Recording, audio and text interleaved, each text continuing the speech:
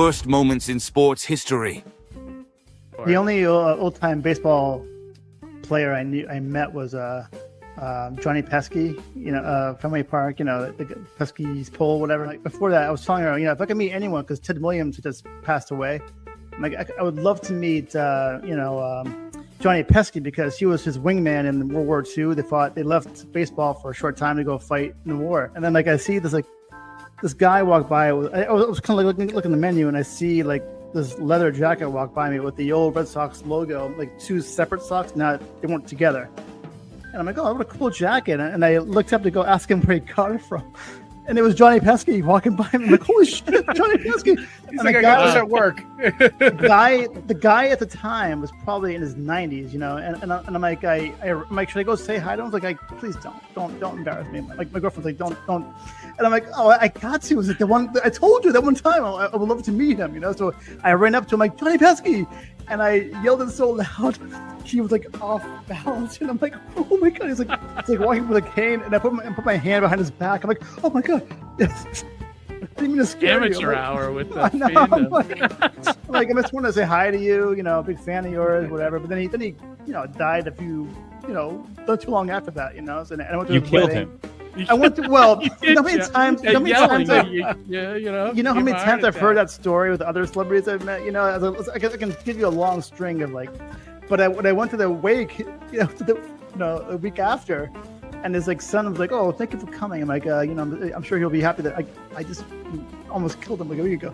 And then I went outside and they're interviewing me. She was with me, and so this guy shoved a microphone in my face. Like, so what did Johnny Pesky mean to you? I'm like, oh, I just kind of met. I always been a big fan, and I actually met him like a week ago, and he was so a great guy, back when he was more alive.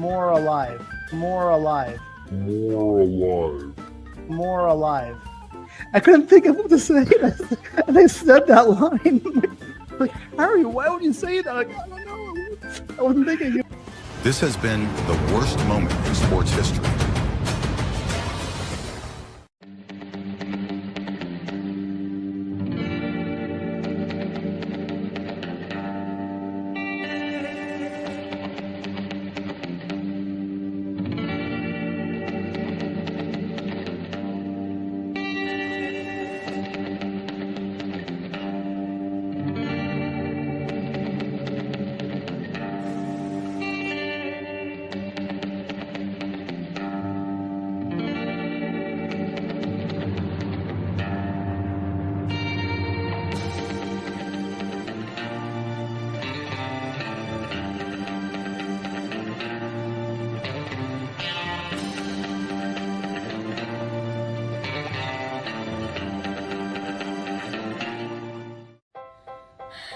I'm bored.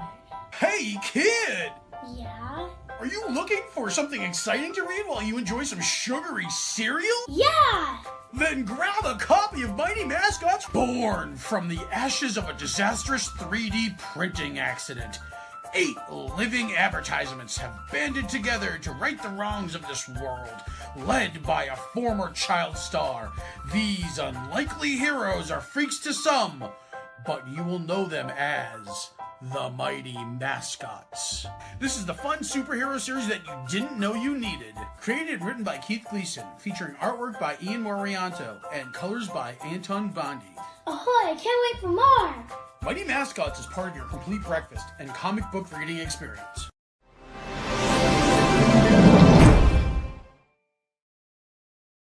Hey, everybody. Welcome to another episode of Indie Comics Relay. I'm your host, Keith Gleason, creator of the Mighty Mascots and promoter for the Plastic City Comic-Con.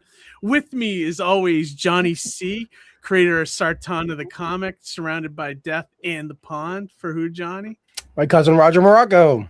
Absolutely. And our third co-host, the Time Lord of Tangents himself, Harry G. What's up, fellas? Hey, everybody. What's up, everybody? Our last episode of 2025 happening tonight.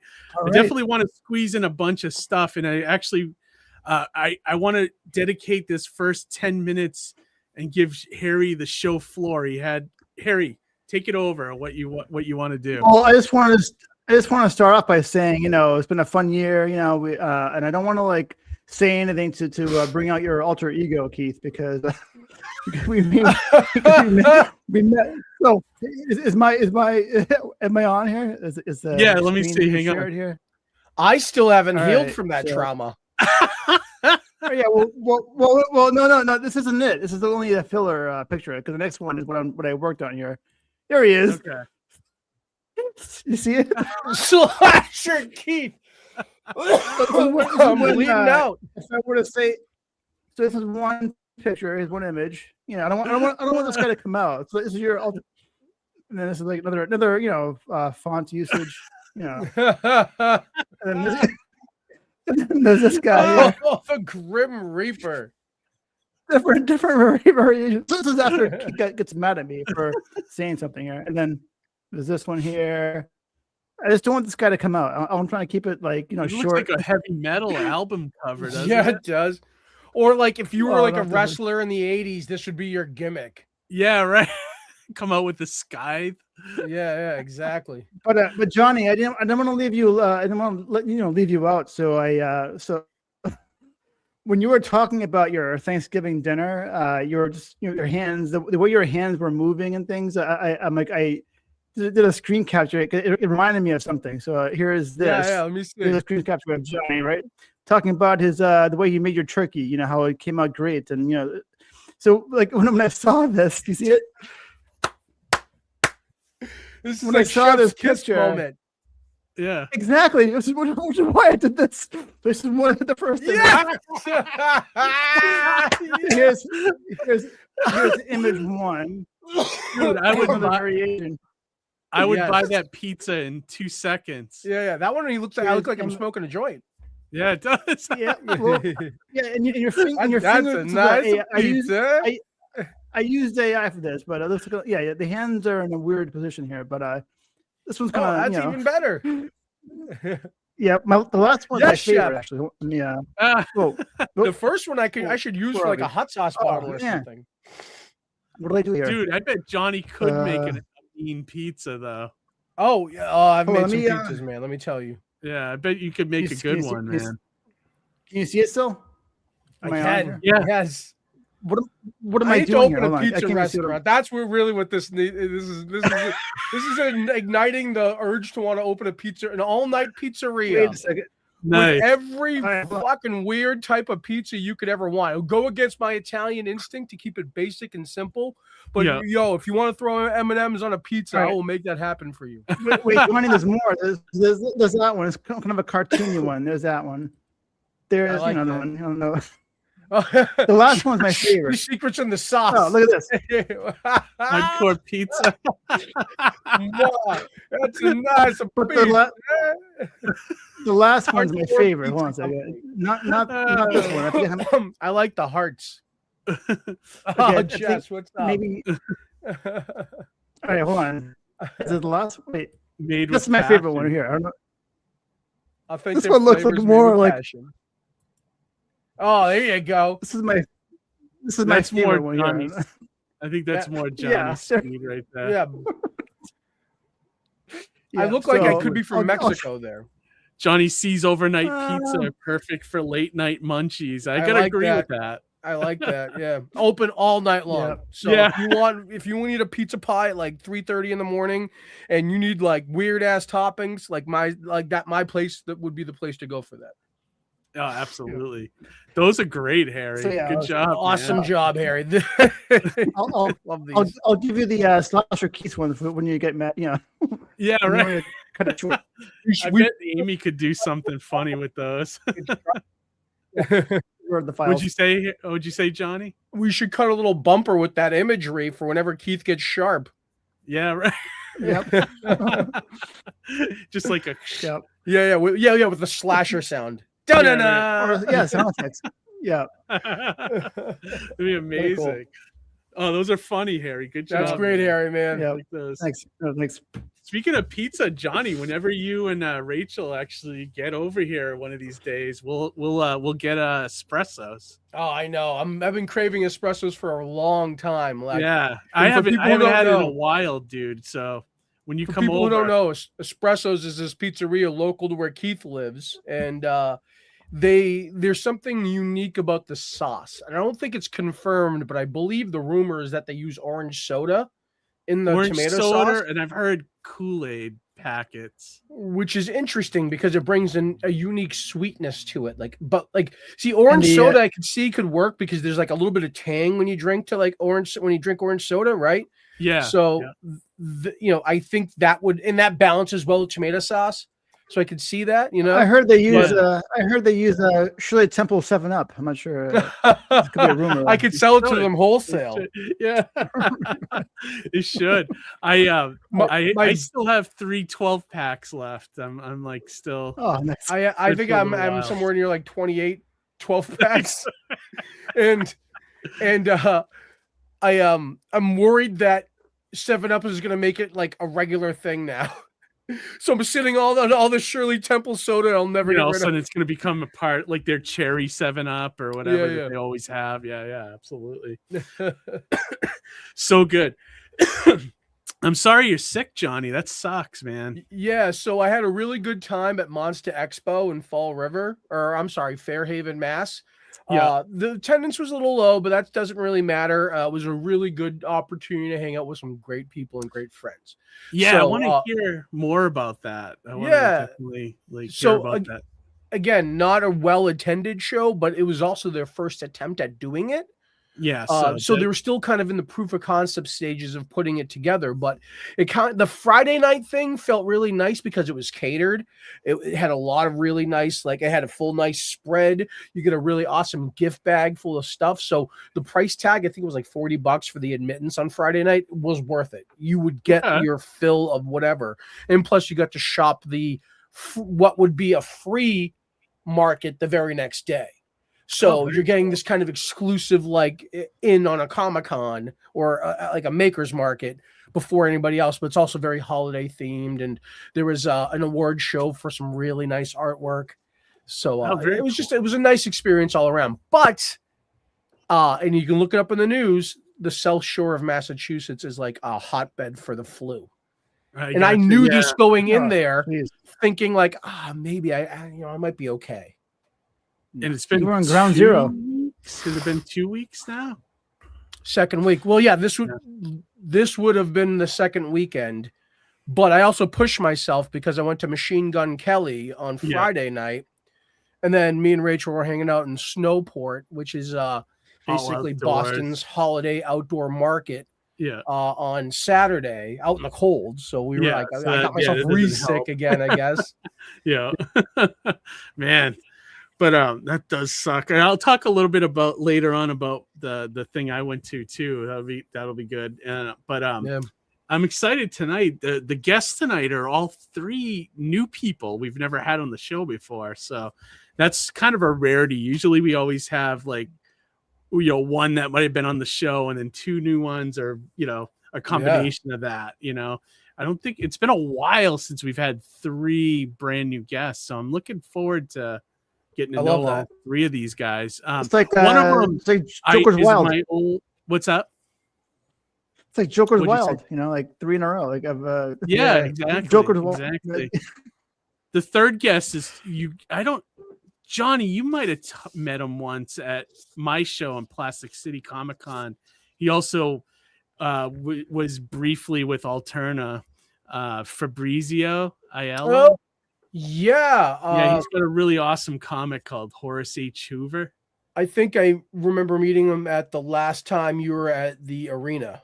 Yeah. He came. He got a table at my show twice, and I know he's from Chicago, I think. So it's kind of cool. I've probably seen him in Chicago. I remember faces better than names. Yeah. Honestly, I haven't even looked at it. I've been very behind, so I haven't looked at everything. It's cool to have him on. I haven't talked to him in a long time, since Plastic City. So, and I love his book. So I'm glad he's coming on the show. But yeah, the other 2 guys I don't really know at all. So I mean, it's we always got the great. first guests in the wings right now in the green room. Creator by the name of Daniel Moeller. Got a book on Crowdfunder I don't know if you guys looked at the links at all. I did. This is the Psychonaut book. Psychonaut, yeah. Yeah, this looks very interesting. I'd love to find out not only more about the book, but his decision to go with crowdfunder as a platform. Yeah. I never tried crowdfunder, and it's like when everyone talks about crowdfunding, you don't hear about this one all that much. Like I feel like I hear about Fund My Comics now more than I do crowdfunder. So, But crowdfunder was actually had a pretty big impact at SPX that first year I went. oh, okay. So and like they really were doing a lot of proactive outreach to try to bring people onto the platform. So I'd be curious again to Absolutely. pick So, Daniel's brain on that. Yeah, so why don't we move on to our first guest here, and Let's do it. let me bring him in. Let's see. So without further ado, let's bring in tonight's first guest, Mr. Daniel Moeller. Hey, Dan, how's it going, man? Good. How are you guys doing? How are you? Good. Am I How are you? saying the last name correct? Is it Moeller? Moeller. Yep. Moeller. Okay, perfect.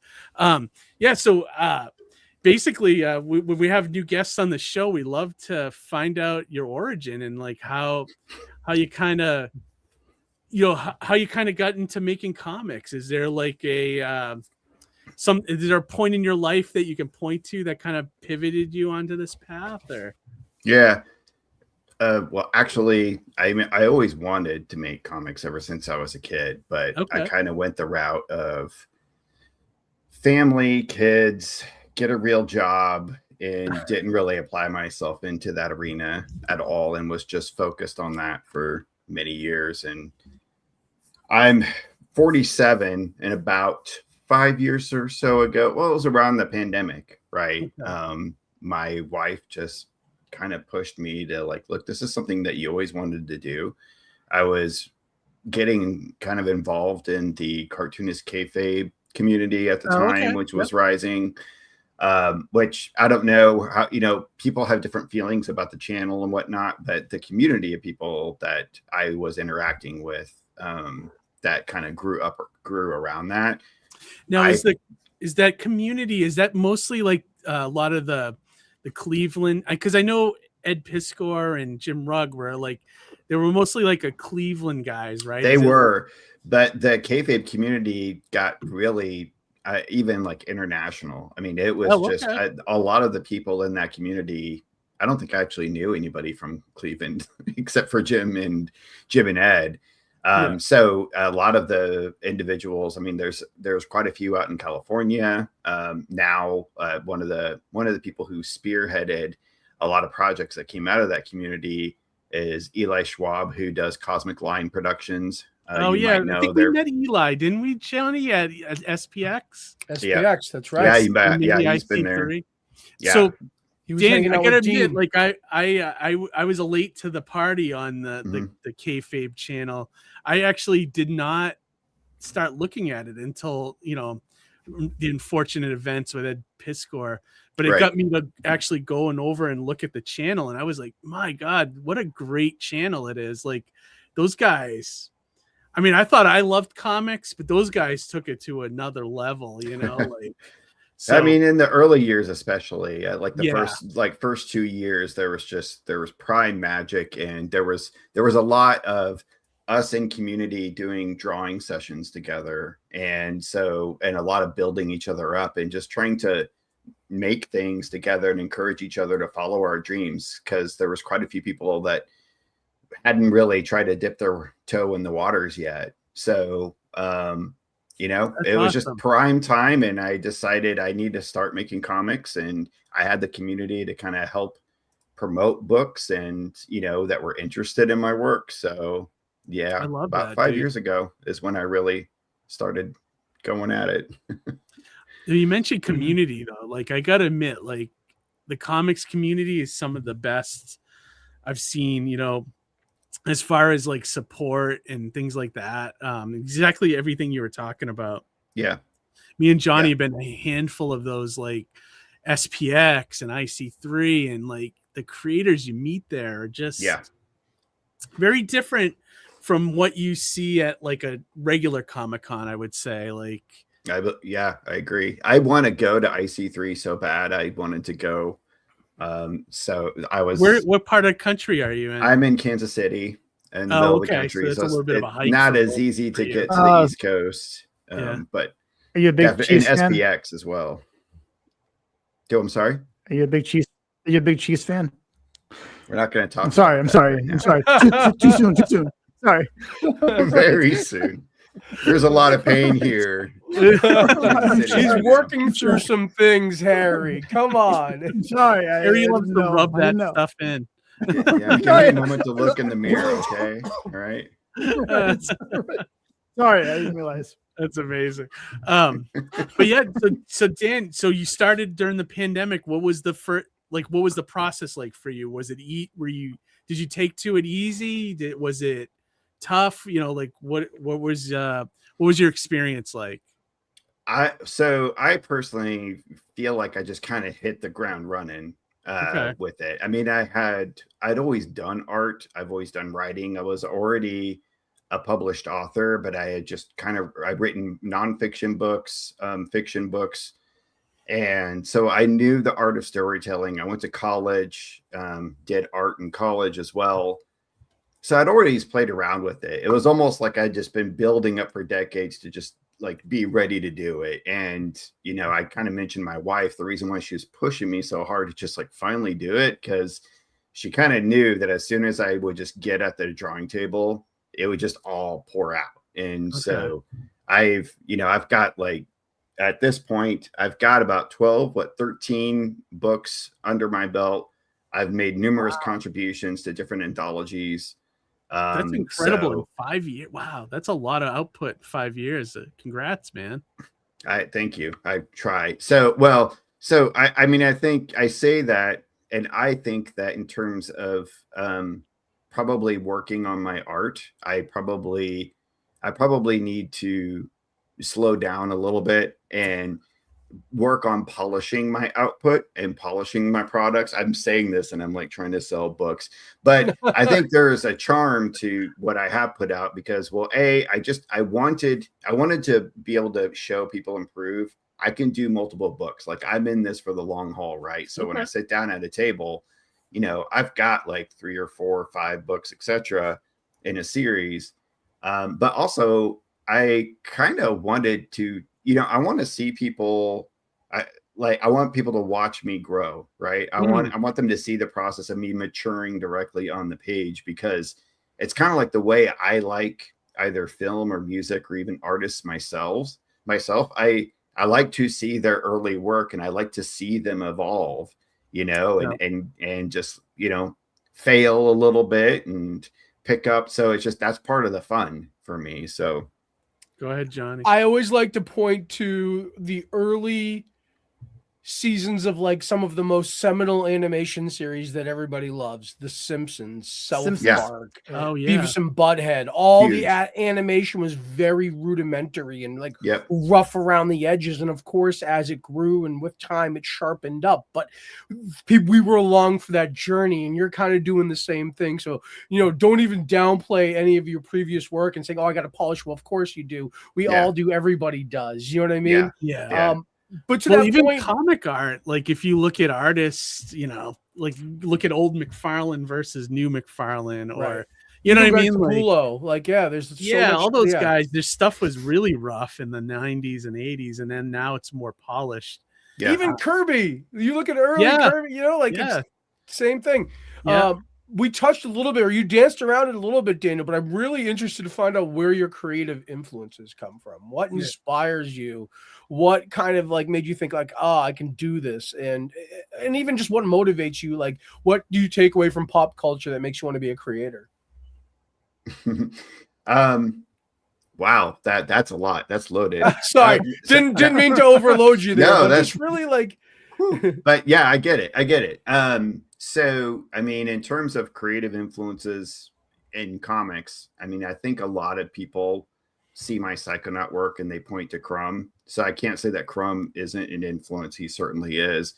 But Rick Veitch, I think, is a creator that, as I got to know Rick, and as much as I've absorbed his work, and specifically the Rare Bit Fiends stuff, I found like this current that just like, I can do that. I can do what he's doing. That's a vibe I can tap into for sure. I interviewed him as well. I interviewed him for a comics magazine that Eli Schwab spearheaded. And then cool. I also put the interview on my channel as well. And it was, man, walking away from that conversation with them, I was just like, I found my people. You know, it's nice. Someone that he takes this, like, he has fun with it, but he also takes it seriously in that it's like, it's a spiritual calling, you know, it's just that creative force is just like pushing through him all the time, and he makes it his life. And that's the kind of creativity I always gravitate towards in any creator, someone who's just absorbed by it and it's just exuding out of them. And another like creative like influences outside of comics are people like, well, I mean, like Jim Henson, but like Terry Gilliam or Kubrick or, you know, those musicians that just, you know, all you got to do is have a conversation with them. And then you can just, the poetry is just like pushing through them all the time. And you know that they're just, they live for the act of creation. Their creative voice speaks to you directly. Yeah. And I was going to say, to circle back on Rick Veitch for a second.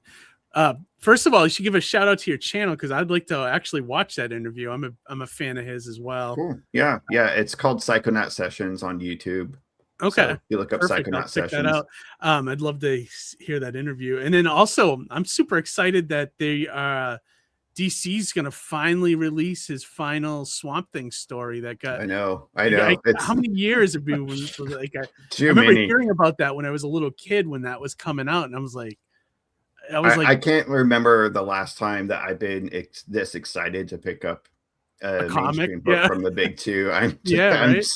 I'm so thrilled for that to come back. I'm so excited too that DC's actually going to bring back Vertigo again, because I feel like that was their tapping into like indie kind of creators and things like that. So I feel like, you know, they're kind of going back to that again. It is a good thing, you know. Finding Vertigo was my wheelhouse, man. It was mine too. I loved Vertigo. I devoured everything Vertigo. Yeah. Speaking of Swamp Thing was Vertigo before Vertigo even had things in the background here of Rick singing on my wall. So I'm saying Swamp Thing was Vertigo before they even knew it was Vertigo was a thing, you know. Yeah. And those Rick Veitch ones, which I'm dying to. I wish I had more time. I want to go back and reread everything from Alan Moore up to his run and then beyond, and it just kind of absorb that whole series again with an adult kind of sensibility now, where you know. Because I read them when I was younger, when I was in high school and stuff like that, and I don't remember them very well. Oh, yeah. And I remember some of it was heady stuff. It is, you know. So I was like, I remember reading it just a few years ago, rereading a lot of it, and I just like I can't imagine. I was sitting there thinking, man, like me reading this as a teenager, I can't imagine that I could have chimed into it at all. Yeah, exactly. So that's one of those ones. I have all the single issues, and I think I want to try to reread it before I read the new one that's coming out, or the re-release of his original ending. So I can't wait to check that out. But anyways, another thing that we wanted to talk about too with I definitely want to show your newest campaign as well. Crowdfunder, Johnny, you had wanted to ask him about that. Well, I was very curious to see Crowdfunder as a choice for your social media, for your crowdfunding platform. And also, by the way, congratulations on smashing the goal too. Thank you. Absolutely. Yeah. Thanks. Yeah. And so, can you talk a little bit more about choosing Crowdfunder, why, and just maybe your, I guess maybe thoughts on some of the other platforms? Yeah. So, I did a little bit of research, and my first choice that I wanted was a platform where you basically could just recoup the rewards, but you didn't have to reach a certain goal. Couple of points on that was, one, I already had the completed book, right? The book's already done. I just wanted to just make money to get them printed. Really, that is all I wanted. I didn't. So it's not like I needed to reach, an extensive goal to whatever. But also it's my first crowdfunder ever, and I was being really modest and like I was like afraid of failure too. But that was like the first thing I was looking for, is a platform that just, whether you meet your goal or not, you still recoup the funds, people still get their books. I didn't like that about Kickstarter, that you have to reach the goal. Because I know people like Colin Bunn is in the Kansas City community. I know that you guys might know Colin Bunn, possibly. Yeah. But you know, he's done a couple of Kickstarters I've seen that like didn't reach their goal, and then that project's just dead in the water. And I have had friends that contributed to that project, and I've contributed as in did work for the project, and they were just like, man, it sucks. I have that story, and now it's never going to see that. It was like, there was just, even if 5 people buy it, like I want the work to go out. So yeah, that was my main choice in choosing them. And I wanted to find something that was a little more indie and not like big, you know, and mainstream and out there. I haven't really seen a lot of people use crowdfunder. You mentioned, I think it was before we started the call, that they were at SPX. Fund My Cron. I did, yeah. They were at SPX, very predominantly. I think they even sponsored the show one year or something. The year I was there. Okay, yeah, I know that they were trying to really get into that indie circuit pretty early. So my experience with them, I didn't really know this. I read in my research that they can sometimes be helpful in promoting the work, but I didn't really even understand what that meant. They contacted me. I didn't have to even reach out to them. They put me on their channel. They interviewed me. They did an entire blog post of my crowdfunder. They promoted it on their social medias multiple times. And that's more than like, I mean, I've worked with a publisher before. That's more than even like my publisher ever did, you know, having a publicist. So I was really impressed by them, and it was a really easy platform to use too. It was so simple to set up. Do they take a lot of fees, or is it pretty comparable to like other? It is very comparable. I can't remember the exact percentage right now, but I made more than I would have made on Kickstarter for sure. Wow. Okay. Now let me ask you, with that being your first campaign, had you spent a lot of time feeding into backing other projects on crowdfunder before you launched that platform, or were you able to go in there pretty cold? There was one I noticed whenever I signed up that I had backed like in the past a couple of years ago, and I didn't even it didn't register whenever I signed up. But yeah, other than that, it was like going in cold. And yeah, it was a great experience. And when I mean it was easy to set up too, like I started setting up on Kickstarter and other platforms, and just the way that they structure the books and the tiers was so much more difficult because you have to like align the specific products to the tiers in this kind of like weird way. But in crowdfunder, you just set up the tier and it is what it is. And that allowed people to be able to have flexibility, right? So I had a guy who had already bought like so many issues of a certain series, but he only needed like 2 issues, but he bought that one tier and then asked, hey, but can I have this book and that book? And I was like, yeah, so you can have this book and this book from that series too. So I was able to just kind of work with, you know, with people behind the scenes. Whereas in Kickstarter, it didn't look like it was set up that way. It looked like it was more set up it's a little more rigid, like, yeah, you know, like you have to give what they ask for kind of thing. So I didn't like that. I wanted the flexibility. That's pretty cool, actually. I was going to say the campaign, the Psychonaut 5 campaign's over, but can you bring up the page, Keith? Yeah. Just to kind of give people a little bit of an idea of what things look like, the artwork. We could show off the project a little bit. But the other thing I wanted to point out, and specifically related to crowdfunders, you notice that it's a very minimalist kind of platform, and I kind of like that. There's not like a lot of, I need a keychain stretch gold tchotchke, or, you know, some other type of like ridiculous like gimmick just to like sell the book. You're simply just selling the book. Yep, for sure. So yeah, that's the campaign. I completed a few days ago. And yeah, my main goal was I reached number 5 in the 2 series. So I have 2 series under my Psychonaut Comics imprint, Psychonaut Presents and the Simon Myth Chronicles subtitles Broken Chalice. So I reached issue number 5 in each series, and I just thought this would be a good way to kind of promote that. Like, I kind of like, completed them both at the same time together. It might be a good time to finally do a Kickstarter of some sort, or a crowdfunder. And then, also a way to maybe expand my reach. So I just been kind of like, drawing in a hole for a while. And it's been a couple of years since I kind of been out there and interacted with community. And I thought it'd be a good way to just start building up my fan base a little bit. And, let's see what I can do. I mean, plus, at the same time, I'm a federal employee and I was on furlough. So there you go. A little extra time. It was a perfect time to do one, actually. So, I'm just looking at the page, and it looks like for going in cold on the campaign with no prior engagement or minimal prior engagement with other campaigns, it looks like you had 28 points of engagement with your activity. And that's great, man. Like, you overperformed. You had a lot of people engaged with the campaign itself. It seems like it's the type of platform where even you don't have to like sign up on create this big account like you would with like Kickstarter. It seems like even kind of like those external supporting people can easily back up, the book through this campaign, right? Or this page. Yep, for sure. And I still have, so the whole point was to just also, I wanted to start garnering up a good print run. That's why I went this route.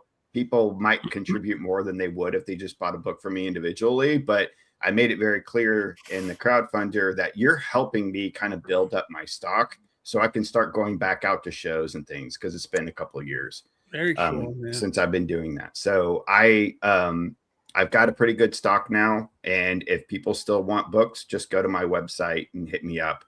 And, you can get books directly from me. What is the website so that we could direct people there? DanielMollerWeb.com. Okay. Right there in the tag underneath his name. Yeah, it's right there on my name. Yeah. What were you gonna say, Harry? Oh yeah, perfect. I think we need to discuss what Psychonaut is about, because I think it's more interesting than I think it's pretty interesting, some of your adventures and things in there. So well, now that I know he's a Rick Beach fan, that title makes total sense to me. Is it a made up word? No, it's not a made up word.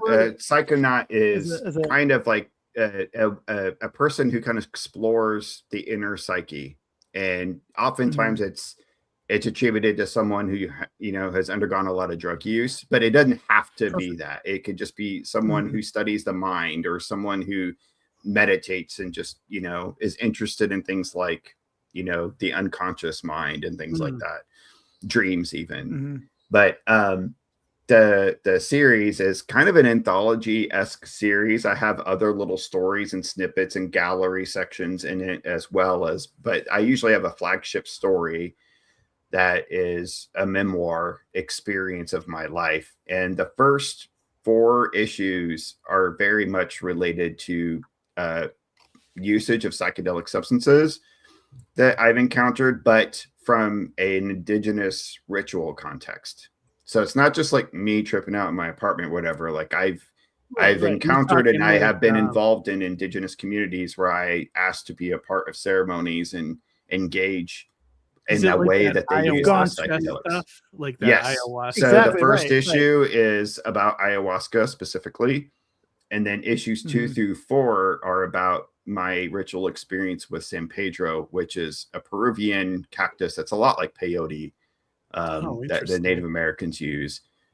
But issue 5 is a little different because I don't go the drug use route. I'm starting to explore and relay experiences that I've had as a child that kind of verge on the paranormal, but also border on dreams at the same time. So I'm starting to kind of explore other areas of the mind space in issue 5, going a little bit different route, but all 5 together, they make a great package. That's for sure. No, I'm nice. Sure. No, dude, I love it. Like, I mean, it sounds very cool. So you've done 5 issues. That's impressive. And thank you. Yeah, that's really. I mean, like, because like, I'm lucky I get 2 comics done a year, or 3 at the most. Like, and like the fact that you've come up with like 10. Did you say 10 issues since like the pandemic? Yeah, outside of this series, there's a couple of other like superhero type comics I've done with a friend of mine. So total, it would be about 13 issues altogether. Wow. Still, that's amazing. That's an amazing output. I've noticed though, there's been a handful of creators we've had on the show, Johnny, that have started in pandemic times. Like it seems to be this magical. I mean, we started this show during the pandemic, so it's like I feel like a lot of people took that time to become creative. And yeah, I think that was like a trigger period, because it's funny, we were previously already making comics for a while, and we started the show during the pandemic, and it was almost because we didn't have that Comic-Con and the network of places for us to go to, so we wanted to bring a little bit of it to us. And in turn, it's almost like it started to flourish. We started seeing people starting engaging more. And even like now, schools post-pandemic are being more proactive and actually teaching comic creating. So it's becoming more commonplace than the very like niche, very specific subculture, subgenre thing that it was before, you know? Mm-hmm. Yeah, I agree. It was definitely a zeitgeist of something that happened around that time that, I mean, I think just like nature of everybody kind of being holed inside, you know, it's like the winter, you know, we all went through like this collective winter. Yeah, right. We were forced to have to like move our creative space outward more. And whether that was podcasts or comics creation, and many other communities thrived at that time. So yeah, no, it's true. Like people started collecting trading cards again, and opening sourdough. Yeah, rest my case. And slowly pollution went away. It didn't exist anymore. Now it's back. Now we're fully involved. Harry, did you have any other questions on your? I know you do a lot of research on our guests. Well, I just want to hear more about your paranormal stuff. You know, like what kind of things have you experienced? Yeah, so Psychonaut presents issue 5 goes back to some of my experiences as a child, where I kept seeing these really weird, terrifying beings, specifically like through the windows of like my bedroom or whatnot. The first thing that I encounter that you encounter in the book is my very first memory ever was waking up from a nap and getting up and going to the window, and there's this like witch-like figure in the window. Holy crap! And I would so that kind of experience. It's real life fucking Salem's Lot. Are you kidding me? Yeah. So I've had these like experiences crop up. We have the kid from Salem's Lot on our show. It was terrifying at the time, but I've had these experiences multiple times. The issue 5 shows like 3 different experiences in my early childhood, and by issue 6, I'm going to kind of get into how I started having different dreams that would somehow like augment some of these experiences in real life, and trying to like tie all that together. And I don't know where I'm going to go with it, because Psychonaut Presents is more like an exploration for me. When I work on Psychonaut Presents, what people are getting is like, you're getting me kind of like journaling in a way and processing these experiences, whether it's psychedelic or supernatural. And I'm interested in all that kind of stuff, and it seems to surround me all the time. So you write what you know. Yeah. Right. I'm blown away. This is amazing. I'm like, do you know that radio show?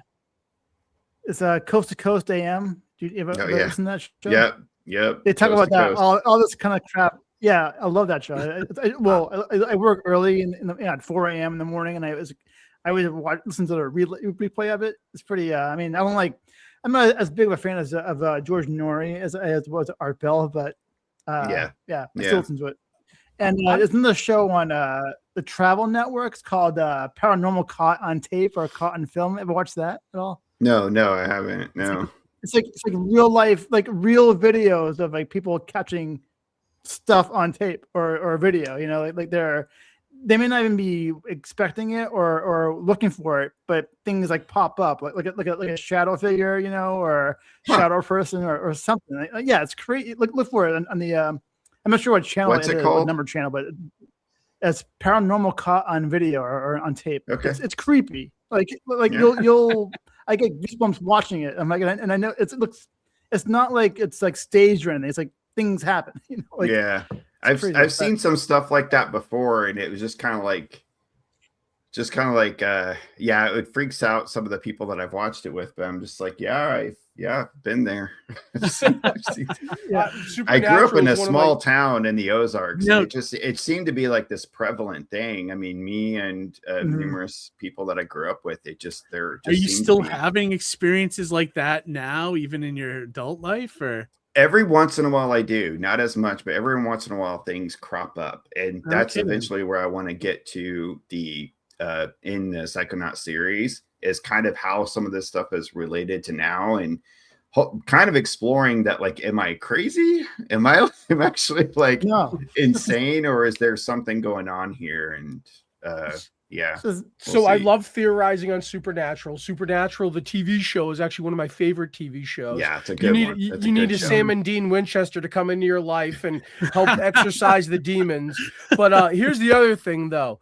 What you said just made me think about this. Is it that you specifically are haunted, or is it that there is a kind of global looming kind of thing and it's just affecting people differently? Oh, wow. Well, I don't Does know. that make to you specifically? Or are you like Jennifer Love Hewitt, you know, and ghosts find you and they channel, they come through you to talk to people? I'm not fucking around right now either. I genuinely want to know your opinion, because I got a little something to share too, and I want your feedback on that. I'm kind of weird about this, because I think I used to think that it was like ghosts and hauntings and stuff. I don't know that I actually jive with that anymore. I think it's more of that, like, consciousness is weird and consciousness is expansive, and it's more than just like what's in our brains. Consciousness is alive everywhere on the planet, and just like you encounter weird shit in the ocean that we don't know how to describe, I think that that's probably what's happening. I think some people are encountering things that we don't really know how to describe it or categorize it in our brains, but we interpret it as something as like a witch or a ghost or something like that. So whether it's other dimensional, or maybe it's just weird shit happening in the mind space, or again, I could just be crazy too. So I'm very open to that. Let me share with you what I experience, and you tell me if I'm crazy or if I'm onto something. Oh man. Okay, share it. That's a lot of pressure, because we don't know each other here. So well, that's why this is the perfect example, because we don't know each other, right? So you can give me an Johnny, lay down for us, Johnny. Lay down for us. All right. So in the last 6 or so years, I've seen 666s an abnormal and scary amount of times in the most random and unassuming places. And it's happening to the point where I don't know if it's just specifically me, if I'm very observant to it, if I'm marked by the devil, or if there is evil looming over all of us and I'm just, peering it out. But I mean, I need a young priest and an old priest. That's where I'm like at this point with it. So tell me, is this my mind? Is this something more, or what is it? So speaking of Rick Veitch, if you look at his comic Rarebit Fiends, he talks about something that Carl Jung, the psychoanalyst, used to discuss, called synchronicity. So synchronicities are things that like pop up in your life that seem like coincidence, but it's coincidence with meaning. And the more and more synchronicities happen, he theorizes that if you follow them, you actually end up following down very positive paths in your life. And I don't know. I think Hollywood has kind of glorified the 666 thing. If I remember correctly, I think that ancient Hebrews actually saw the number 666 as a holy number, and it's actually not like evil at all. So I wonder if you actually have some like positive things happening when that number crops up, and to pay attention to more of that than there being a devil, because I personally I just don't believe in like a big scary guy in the underground. Either that or Johnny's seeing the glitches in the Matrix. Yes, maybe, that's more of like what it probably is, because that's kind of what synchronicities are. That's what synchronicities are. It's kind of like the glitches coming through in the illusion of reality, and it's like our job as psychonauts is to poke holes into that illusion, find out and what it is, look underneath the veil. Yeah, I love that. Funny, that's a great way to go ahead, Harry. No, on that show that I was talking about, that paranormal caught on tape or whatever, they had like, glitches, like there's like this woman owned like 5 horses, and she looked out the window and they were like in mid stride and they weren't moving like for minutes. Yeah. And that was That's only one crazy. example. They had like they had a bird in mid flight, and like other like a cat that was in mid walking, and it wasn't moving for minutes. I know, really, like it's a creepy show. You should, that kind of stuff. That stuff's been happening for like centuries. We're just like we're catching it on video now. But if you look into the work of like John Fort, that was a guy who categorized stuff like this. Like he had a whole library of these accounts and instances that he would collect from people all over the country. Even in the 1800s, they were cataloging just weird, like reality's weird. Like reality's just truth is stranger than fiction. 100%. Yes. Well, now everybody and their grandmother has a cell phone, so it's impossible. It's like very easy to catch these things, so I'm who knows out there. Yeah, it's pretty. I have to check that show out. Yeah, it sounds cool. Yeah. So Daniel, it's great talking to you and learning about this comic.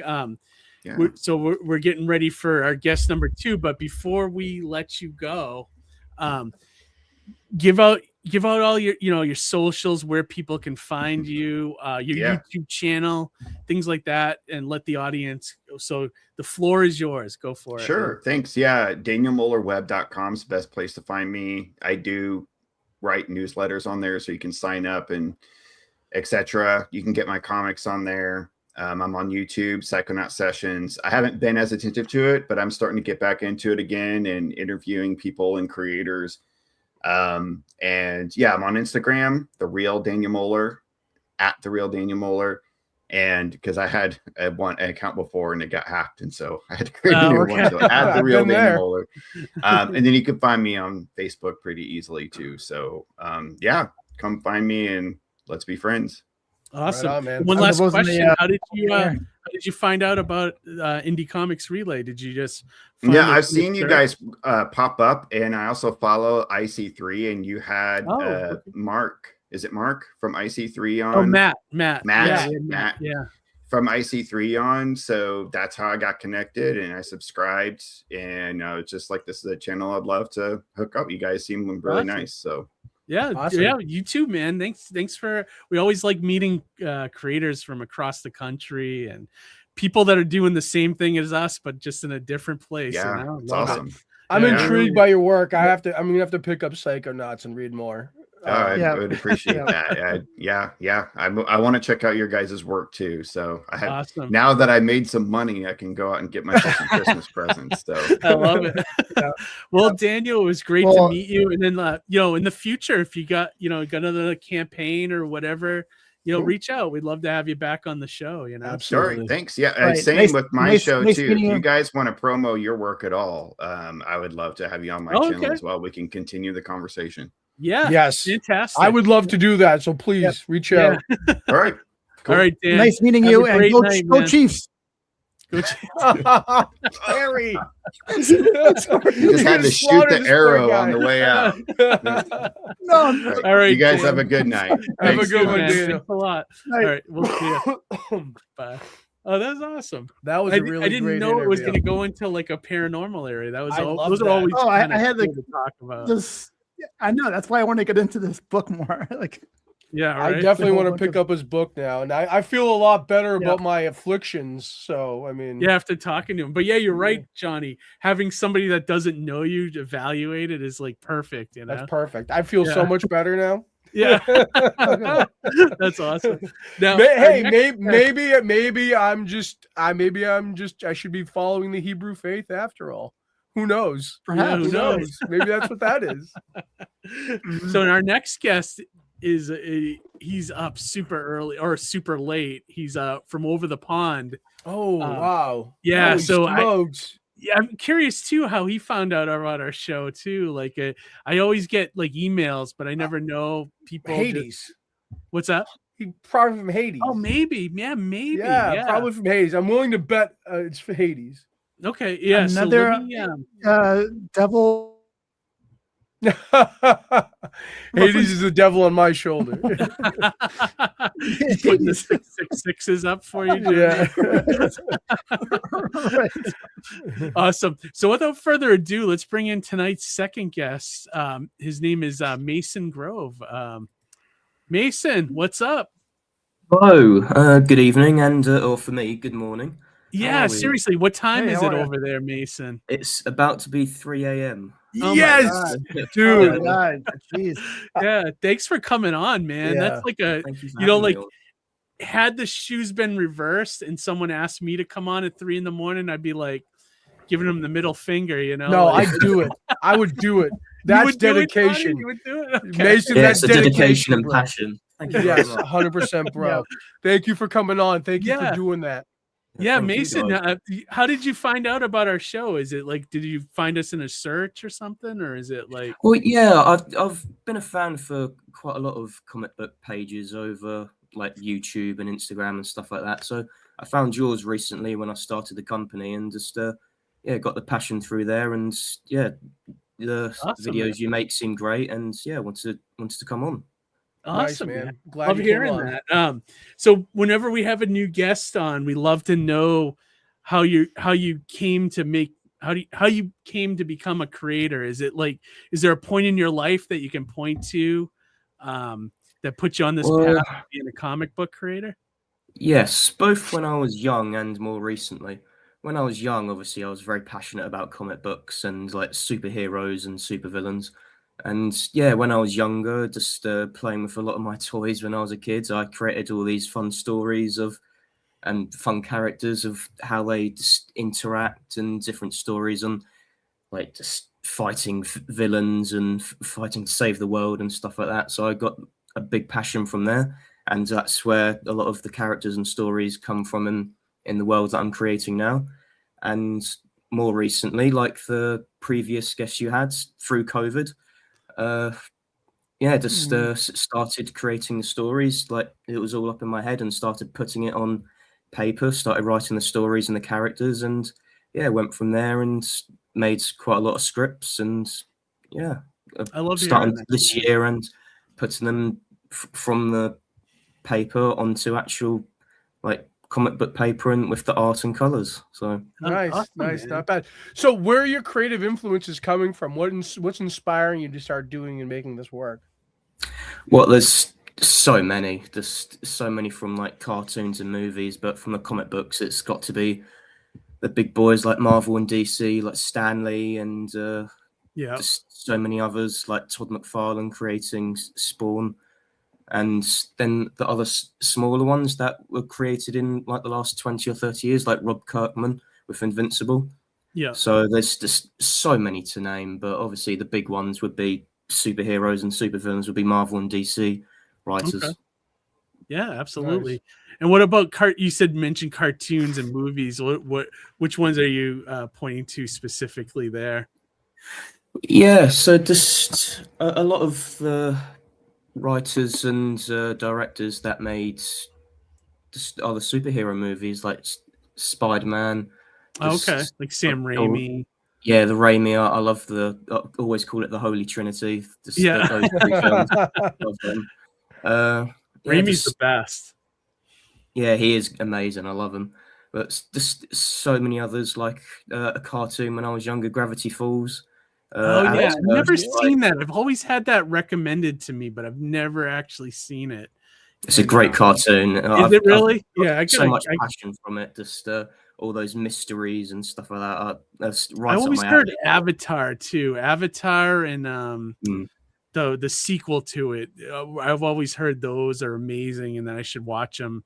So, but I never. It's one of those ones I came out when I was a little older, and I probably never, would never. Yeah, I don't watch as much now than I did when I was a kid, but I still like animation. I just it's one of those ones. Did you ever watch those, Johnny, at all? Or I haven't actually, because I'm in the familiar. same boat with you. It was a little bit past my prime where I wasn't proactively watching then. Or I was very selective in the animation I was watching at that point, where I wouldn't have caught it unless I was really seriously recommended it.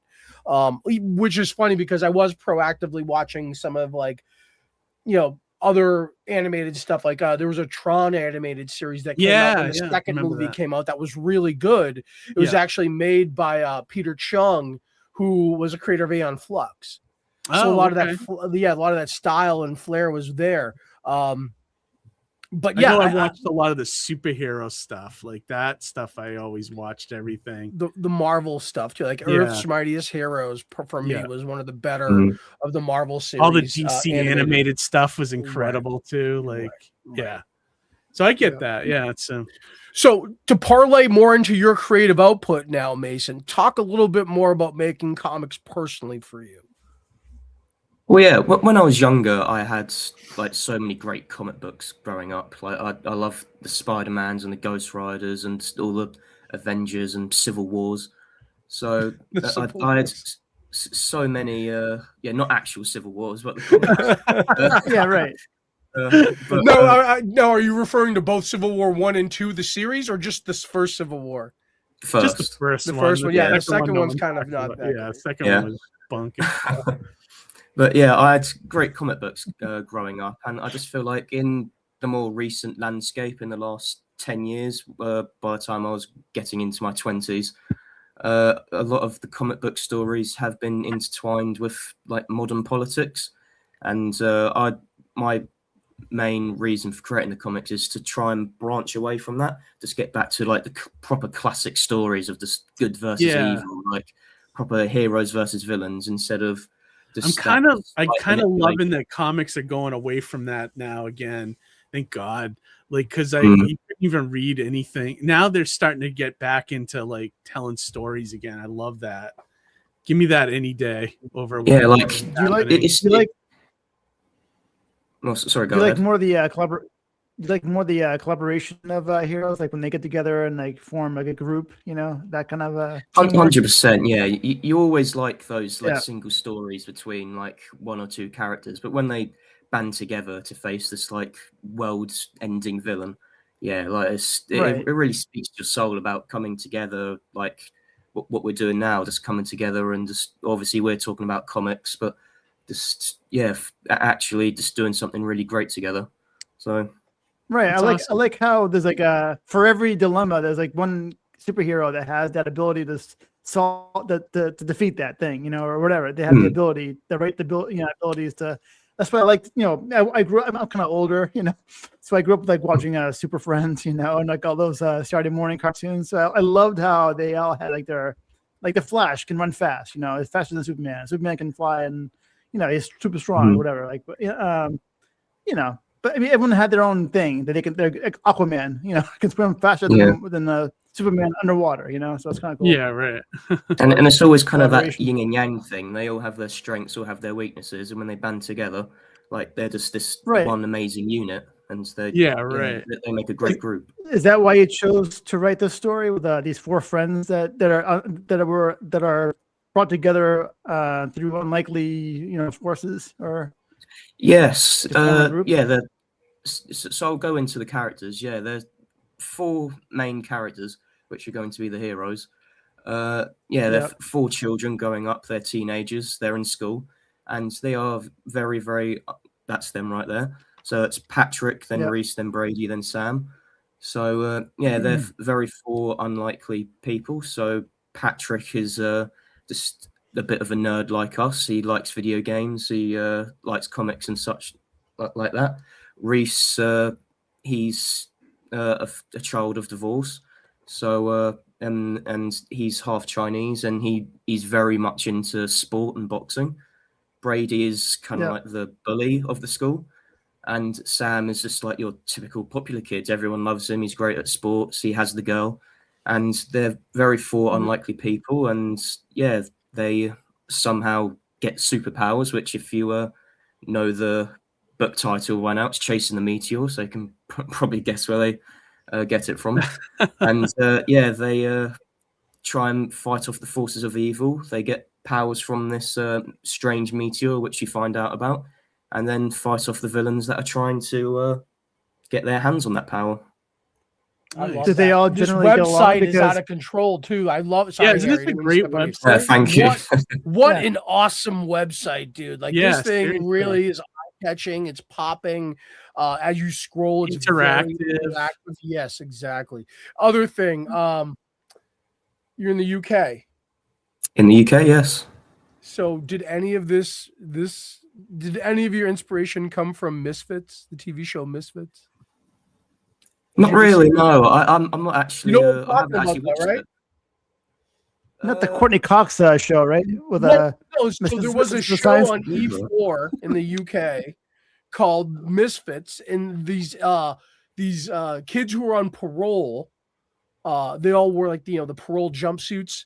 There was a meteor shower that gave them all powers. That gave everybody powers, and it was basically them coming together. And because a lot of it sounds a little bit like Misfits, I was like, oh wow, this sounds. I wonder if maybe some influence was imparted through that here. You know what I mean? But sadly, no, I actually haven't heard of the show, which is a bit embarrassing about No, it but being no, rather no. close and being a UK show. But No. I mean but that's the funny thing though, is that like there was Dante's Peak and Volcano. There's always duplicitous ideas that are happening all the time everywhere, right? And nobody can tell your story the way you can tell it. yeah, I totally understand that. But The meteor thing reminds me. There was that movie? I'm blanking on the name of it. It's by the guy that did that terrible Fantastic Four movie. Do you remember, Johnny? What was that dude's first movie?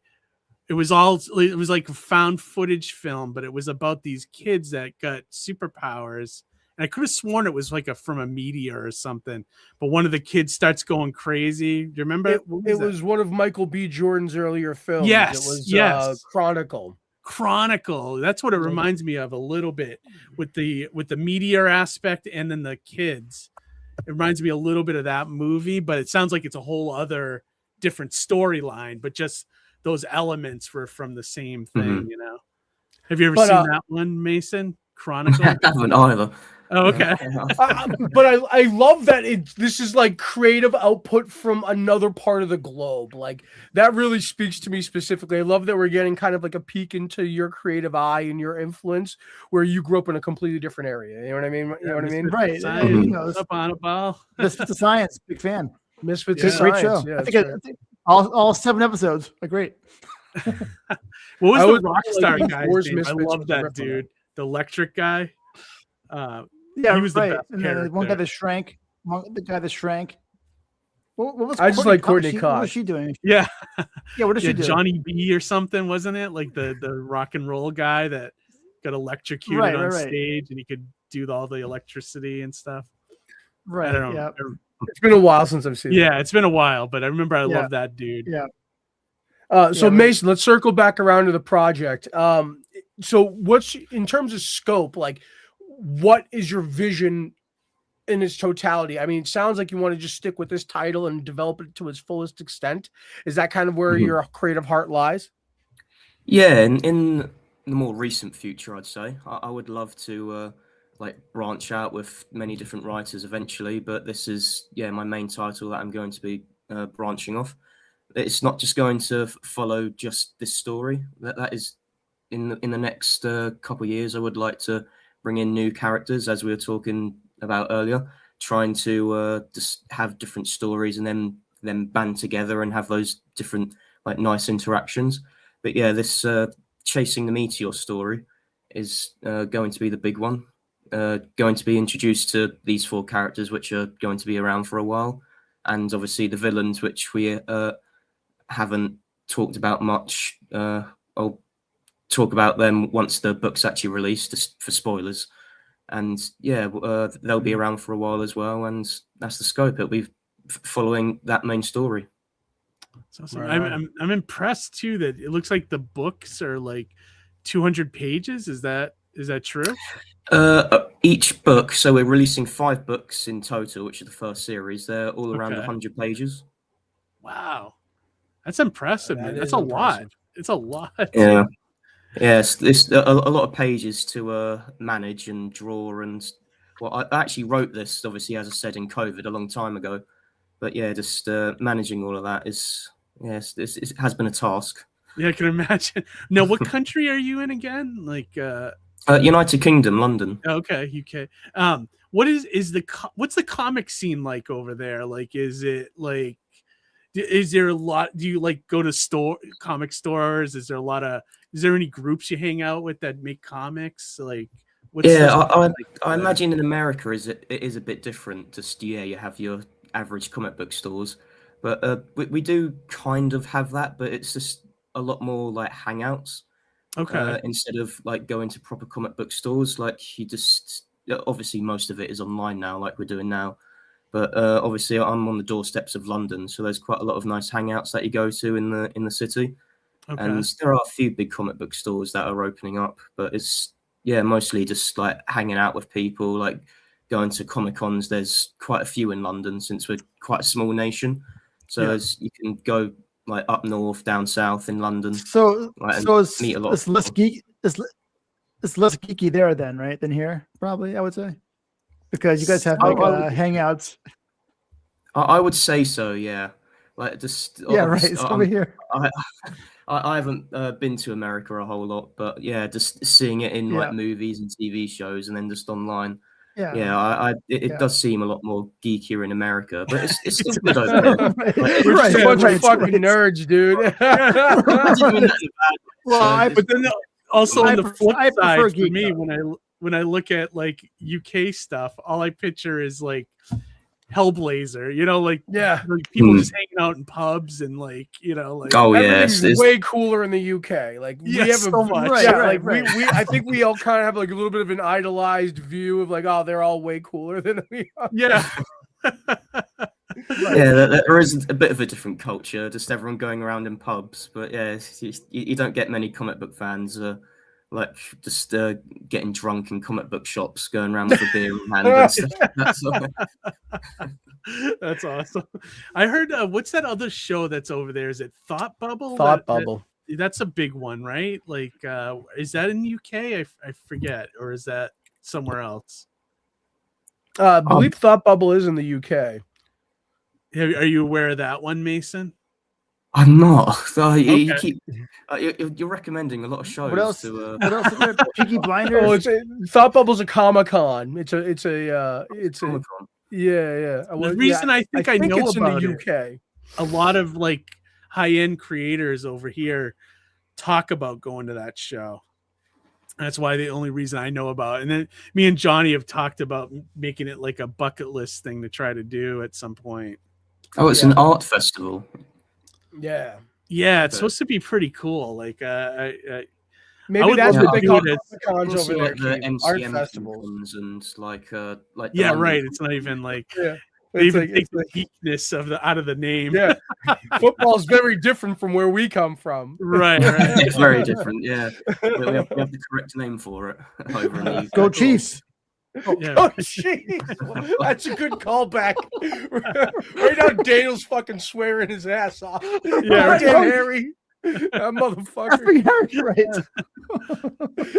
Now, does go ahead, Harry. Does Patrick get along with Brady because Brady's more of like a bully type, and there's Patrick obviously there's an interesting dynamic in there. So throughout the series and throughout the comics, they will be just instances where obviously Patrick is the more geeky, a bit more of a loser guy, and Brady is the bully. So Patrick is very much the target, and there is that interesting dynamic that they're meant to be like working together as a team, but obviously they're just butting heads all the time. So is it mostly like a traditional superhero book, or is it more like an everyday person with superpowers and trying to cope with that? Or is that like more the flavor? Yeah, I think it is more of a traditional with just a nice little twist, like a modern twist on it. Just like Okay. everyday, just people struggling with superpowers. A big, obviously, since they're kids, a bigger draw would be from Spider-Man. Just Okay. like going through school, like struggling with powers, and then struggling with your everyday life. But yeah, just going on that traditional arc of just having them just these four heroes fighting off evil. That's the very traditional part of it, I'd say. Is there anywhere on your website that has some of the full comic book pages? I see the cover and I see like the snapshots of the characters and stuff like that. I'd love to see some of the sequentials of the book. The art looks really good. Like the art is very good on this book. Yeah, the books aren't actually released yet. We're hoping to release on Friday. Just oh, okay. Do you have any pieces of art on your computer you can show us or preview for us? Or there are a few pictures. I'd love to see like what the actual like art. Because I wouldn't you guys agree the art is very good on like just even just the characters and the cover and everything. Yeah, based on the website alone, it looked pretty awesome. Yeah, right. And the website is awesome. I don't know who designed this thing, but it's like it's really. Are you doing the art? Wait, who's doing the art, Mason? Are you doing everything? No, so I'm the writer. I'm the main writer, and I have a team of 6 artists. So 5 doing each book, and then just one like helping out, just with the coloring and such. So nice. Just trying are these characters based on anybody that you know, or are you guys or at all? Or well, not anyone I know, but I'd say based on just a few of the characters based on just people I knew in school and like just funny stories and interactions. So just slightly people I know, I guess. Well, of course, I mean, all fiction has some influence from life, right? So, of course, that's where that's where we draw from. So, in terms of like your full scope, if the first book isn't out yet and you're pre-selling book 5, when do you think people can expect to have a complete run? Well, yeah, we're releasing all 5 books at the same time.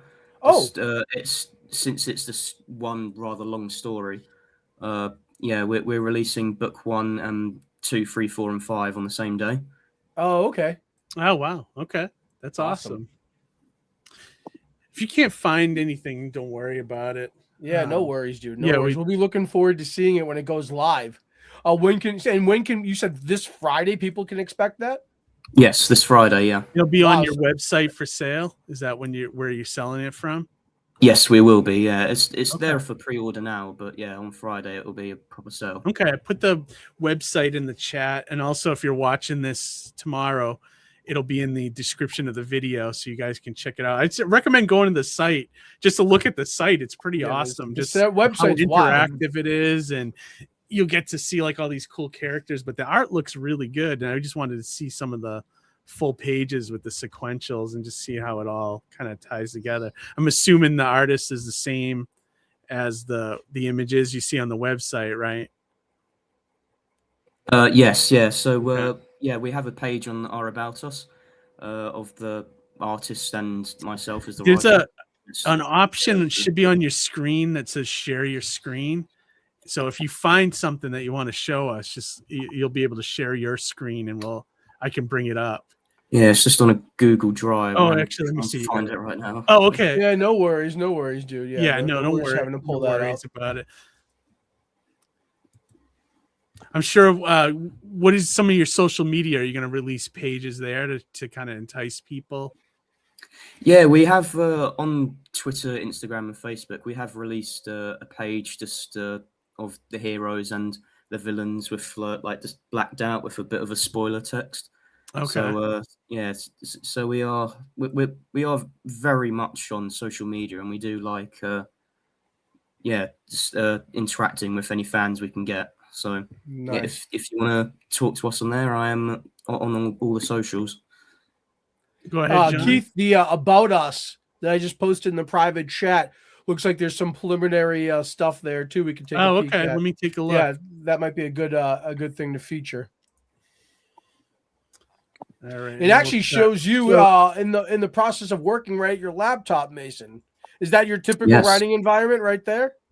Yeah, that's my setup. So Nice. obviously I'm no artist myself, so there's not a lot of paper and stuff like that around. But yeah, this is my laptop, this my typical workstation where I've written all the scripts, Oh, all the yeah. books. There I am. Nice, man. So what do you do to get in the zone? Do you have any ritual to put yourself in the headspace to write? Maybe some Not really. ayahuasca? Like that's, all the stories are already up there. Like I've obviously thought about this for sure a decade now. So I've had all these characters and stories for so long. It's just so easy getting into the zone, just writing about this and that. Like the passion's really there. As soon as I sit down, I'm just instantly into that world. Nice. Yeah, I can see that. Awesome. So go ahead. Sorry, Ed, Johnny. go on. Sorry, Keith, go on. No, go ahead and ask your question, and I'll start wrapping up. I was going to say, it goes to show, putting yourself in the headspace. And we always say that when you have a project and you spend a lot of time with it up here, the more time you spend with it up here, working out all the details, kind of investing in the story itself before you actually commit to a page, that's when the story is at its best that it can be, because you've spent the most time living with it, knowing that it's the best thing to put out, and you feel it right here before you actually put it out into the world. And the fact that you're right in the brink of that is like, that's exciting in and of itself too. So we greatly appreciate you coming on the show to share that with us. Yeah, absolutely. Yes, thank you very much for having me on. Like, yeah, I dude. think for a comic book, you do really need to. That's the main part of the comic book and creating it is just creating that world first. Like, it would be very difficult just instantly writing a story and just getting it on the art. Like, it's just creating that world, creating those characters and story. Like, you do need to take a long time for it. And yeah, I have taken a long time for it since, as I said earlier, creating all of this stuff when I was a lot younger. It's I've got so many stories ready to. Yeah, it lived in your head for this long time, and then you finally got to that point where you put it out there. I love it, man. Absolutely. Please shout out all your socials so people know where to follow you. And I put like I said earlier, the website is in the chat and it's also in the description, so people can check that out tomorrow or later tonight. But yeah, please, you have the floor. Go for it. Yeah, so obviously the website is reclamoniccomics.com, and that's the same for all our socials: Twitter, Instagram, Facebook, Blue Sky, Threads. It's all Reclamonic Comics, and yeah, we are on all of them. We're very social on it, and yeah, we try and post as much as possible. And obviously, any fan interactions, we'd love to hear from you. Awesome, man. Well, Mason, I love what you're doing, and I'm glad you came on the show. Thank you for staying up late or getting up early. Yeah, really. Whichever way it goes for you. We appreciate that, and we love our overseas counterparts. So we hope to see you come back in the future, so we can see how far along you've come with the story and how much further along you've made it. 100%. I'd love to come back on. Awesome. Great time. Thank you. All right, man. Well, thank you so much, dude, and go to bed. Yeah. Right. Nice meeting you. Yeah, nice to meet you, Mason. Yeah, all right, man. All right, have a good night, dude. Yeah, you too. Bye. Thanks, man. Awesome, Good man. night. It's always fun talking to somebody overseas, because I always love to know what the comic stuff is like over there. What their culture is like in terms of 100%. Their influence. Dude, me and you got to go to Thought Bubble one of these years. We just got to pick a year and then just going there has to be more of like, I am going to visit and I'm not worried about making money. Well, that's the same with me. It'd be more vacation, but also wanting to go there and see that, the UK, you know what I mean? Right. Exactly. I'm totally on board for that. And more specifically for him, for Mason here, it's like we're seeing him at the very, very beginning. He's at the cusp. He's at where we were at a long time ago.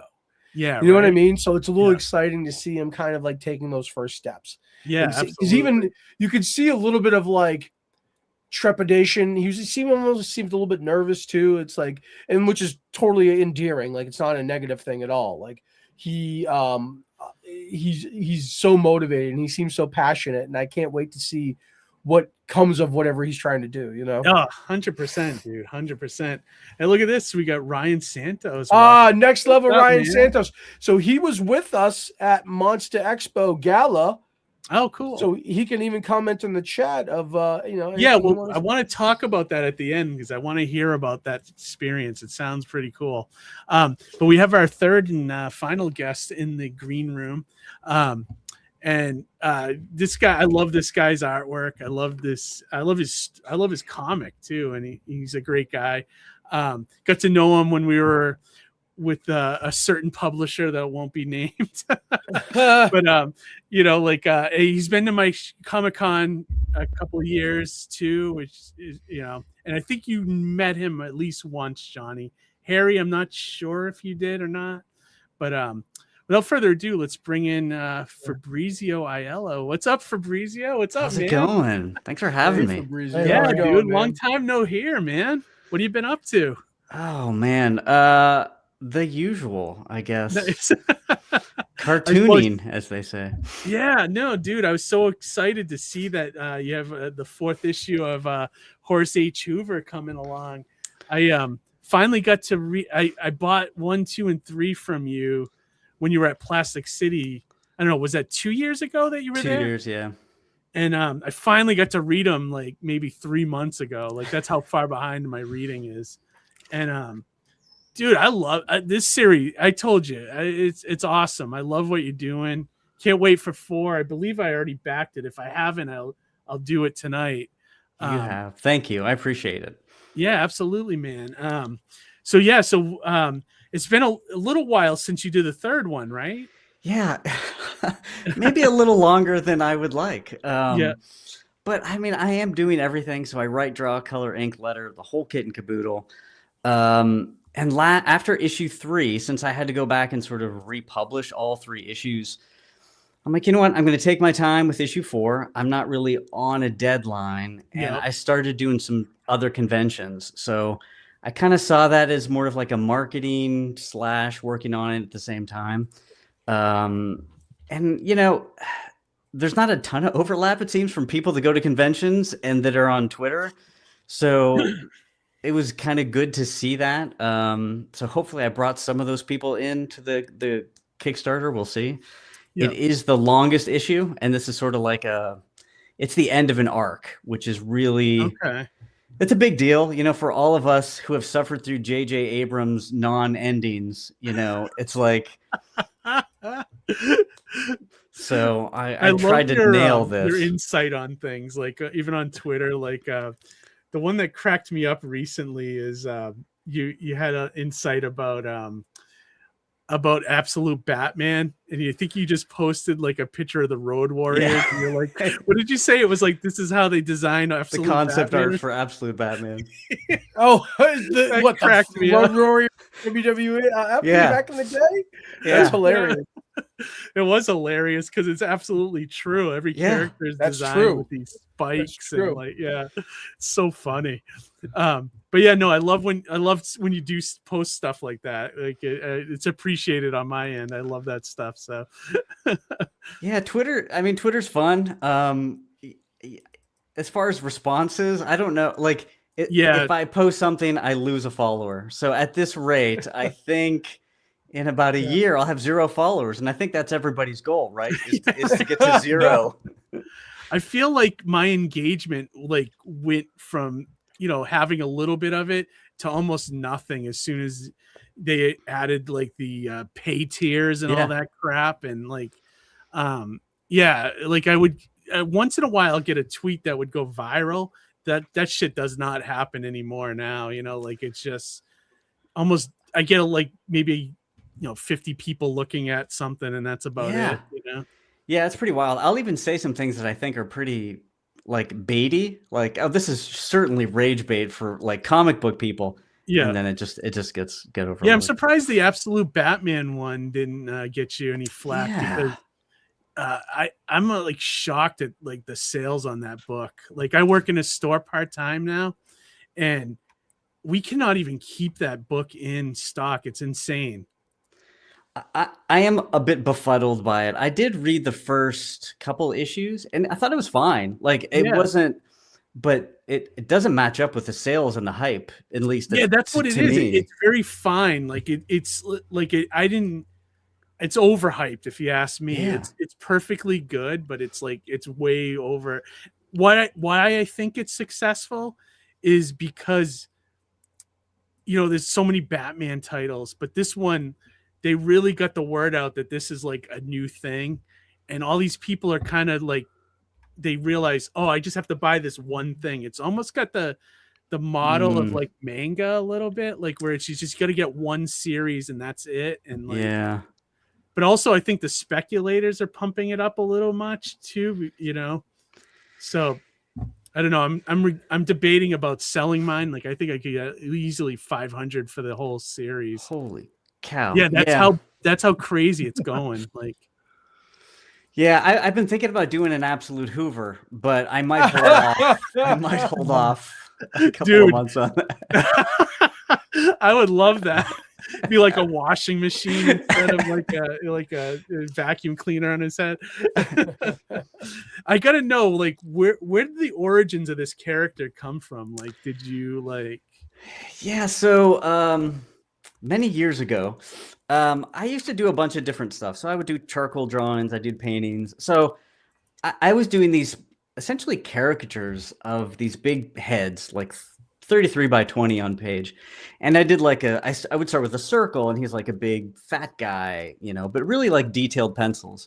And then I did like an elongated guy, and I'm like, oh, I'll start with a rectangle. And I go up and I do a rectangle, and it's supposed to be a head, like an actual head. And then I put an ear, and the ear's a little too high and small. I'm like, oh, that's funny. That looks like a wheel on an old vacuum cleaner. And then I put another wheel.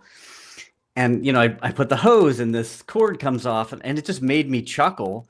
And that was really the beginning. And then after that, I found myself doodling it all the time.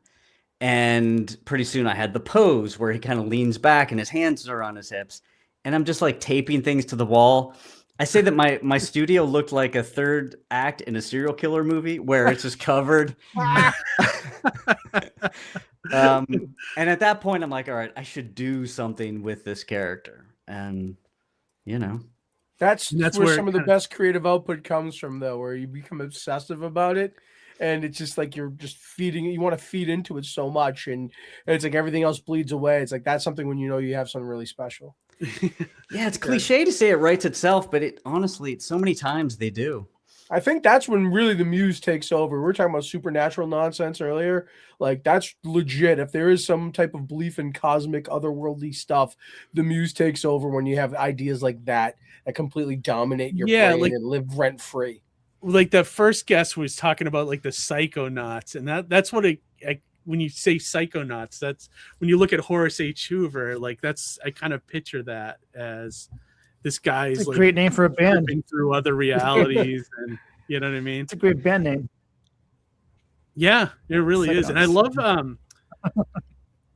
the supernatural elements that you brought to the book as well. Like I feel like that kind of, like what inspired that? Like was that comics you grew up with as well, or? Yeah. So I honestly thought this was going to be the only comic I ever do. So why not cram everything I love into it? Into one book. Yeah. Yeah. So I'm like, I love Sherlock Holmes and detective stuff. I also love pulpy Indiana Jones, Doc Savage stuff. I love, like, The Ninth Gate is my favorite movie of all time, That's a great movie. It's very underrated too. I know it really gets overlooked. So I just kind of put everything I loved into it. And then I kind of saw Horace as this kind of unique character living in that world. And because of his attitude and his sort of positivity and the way he speaks, I figured no matter what scenario I put him in, it'll be entertaining. It's almost like if you took Shadow over Innsmouth by Lovecraft, but you put Mr. Bean as the main character, like it automatically becomes something new. So that's kind of how I kind of like shoved him into these scenarios that I thought would be pretty entertaining. Yeah, no, it totally works. I love it. And I love the look of the book too. like your colors are very, I don't know if I told you this, but very like reminds me of like the way European comics look, like Dylan Dog and things like that. Yes. Love Dylan Dog. Yes. Obsessed It has with that that look. comic. Were you inspired by that at all, or? For sure. I mean, I'm a Bronze Age junkie, without a doubt. But I did grow up on Italian comic books because we would go there in the summers and I would buy stacks of them and I'd bring them home and read them. So they were definitely an influence. Maybe later more like cognizant of like the influence. Okay. But yeah, the coloring, I use a limited palette. And at first it was like, you know, it takes too long. It takes too long for me to color. So why don't I really approach it like a Bronze Age comic, limit my palette, and then it'll make everything go quicker since I'm doing all the steps. And in the end, it just worked with the character and sort of the attitude of everything. So awesome, man. Yeah, dude, I can't say enough good things about this book. So like if people highest recommend for me. Johnny, did you ever get to read this book? I don't think I have, but I'm intrigued now to hear a little bit more about your influences and things like that. I'm kind of very intrigued to check things out. Yeah, I definitely let's bring up the campaign. I want to take a look and just show it off a little bit. I guess for individuals like myself, can you give people the elevator pitch in the book? Sure. Horace H. Hoover is a occult detective set in New York City, 1920s, 30s. He wears something that looks suspiciously like a vacuum cleaner on his head. And he just travels around, you know, solving mysteries of the paranormal, occult. This particular series is a 5-issue limited series. And we kind of start off with he's in his study. He hears a girl scream, runs upstairs, and she's sort of being haunted by this man. We find out it's sort of attached to this book. And then we sort of go into sort of the deeper mystery. And he travels through pocket universes. So, you know, somebody might see a bridge and then he'll be able to walk through it and it'll be in sort of like this alien landscape with these giant Lovecraftian gods or something. So you get like but to him, it's one thing. So he'll be like, hey, go to the bagel shop on 23rd and 2nd. He's like, bagel shop? That's like the library of the great unknown. You know what I mean? So to him, it's all one thing. I gotcha. He sees the world differently than like a everyday human. Yeah. It reminds me of when you watch or like when you read The Tick, where like the Tick kind of lives in his own world and he has his own like kind of thought thing. So it sounds like a little bit of that, which I like. I actually like when characters do, or if you're going to peel it back even further, Don Quixote, right? So there's a little bit of Don Quixote here, right? Yeah, I actually in issue 5 there is a Don Quixote-like character that I'm going to be using. Yeah. Oh, there you go. I was thinking But of Johnny, the Rocketeer like, almost. Oh, yeah, right. I mean, I Rocketeer love action. the old pulps, and it's not that I don't like superhero comics anymore, but I just got to a point where, you know, the Shadow and the Phantom and the Rocketeer, those are the things that I kind of like gravitate towards. Yeah, now. right. Yeah. I love that stuff too, to be honest with you. But dude, Johnny, his artwork, I mean, it's Out of control. Isn't it awesome? Like, so good. Do you see what I'm talking about with the coloring too? Like, it's very, very like Italian or European kind of like limited. I love it. But I can see your Bronze Age influence as well shine through. Yeah. Thank you. I mean, I use a brush. It's all traditional, so I think that lends to that. So what do you mean? You paint all these with what kind of medium? Well, no, the coloring isn't painted, but I use brush. So I use so all the inking is traditional. Pencils are traditional. Mm-hmm. Yeah, it's great. Beautiful. Thank you. So the first 3 issues have already been done and printed and published, but you can do a catch-up bundle here. And I did add some new things in the first 3 issues that weren't in the previously published version. So there's like a letters page, and the letters page actually acts as each letter is its own epistolary. So if you take one letter from each issue, you'll have a whole story across 5 issues. Oh, that's cool. That's cool.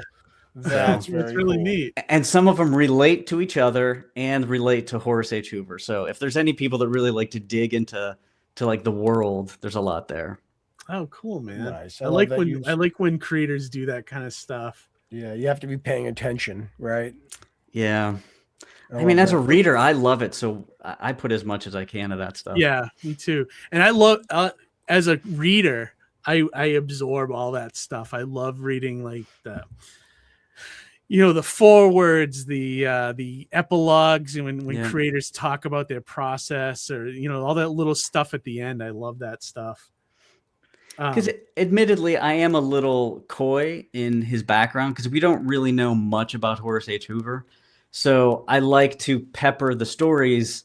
That way, if you're, like you said, if you're paying attention, you could get more information about him. But he's not going to come out and like exposit all this, I was born on this day and I got these powers this way. But I leave it like he never removes. Like when you talk about Bronze Age stuff. He doesn't.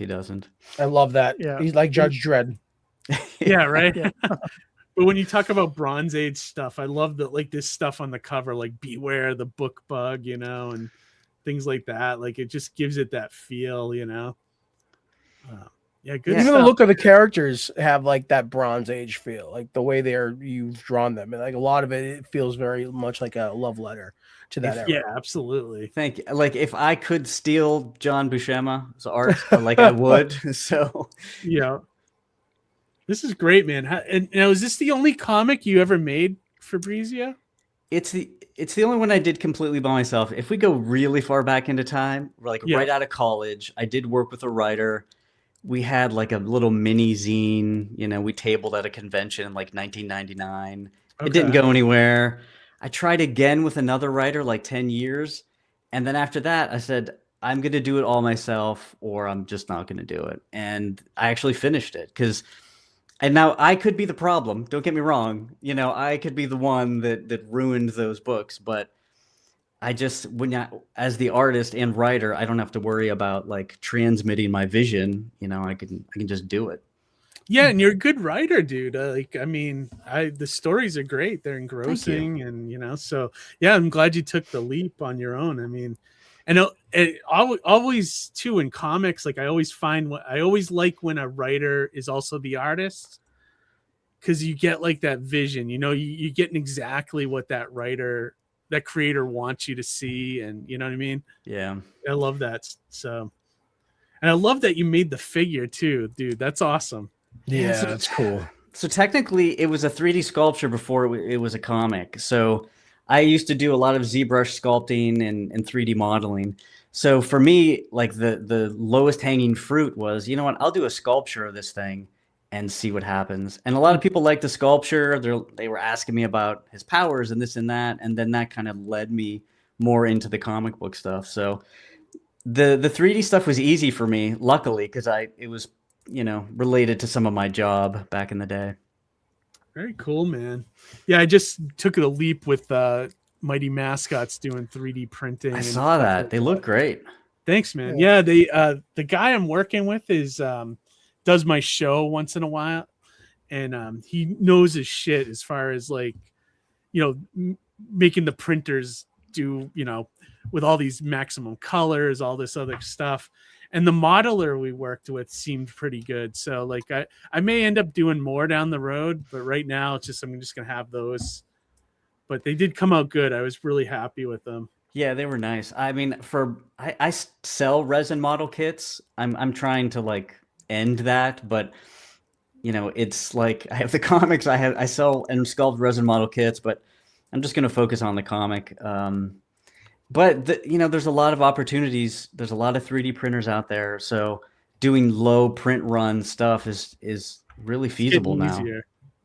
Yeah, and every time I talk to the 3D printer guy, he's like, "Oh, I just got a printer that can do 20 colors now." It's just getting better by the day. But yeah, no, dude, this campaign looks great. I've already backed it, so I recommend it to everybody out there if you're looking for a fun comic, supernatural, cool character. Highly recommend Horace H. Hoover. Let me copy the link here.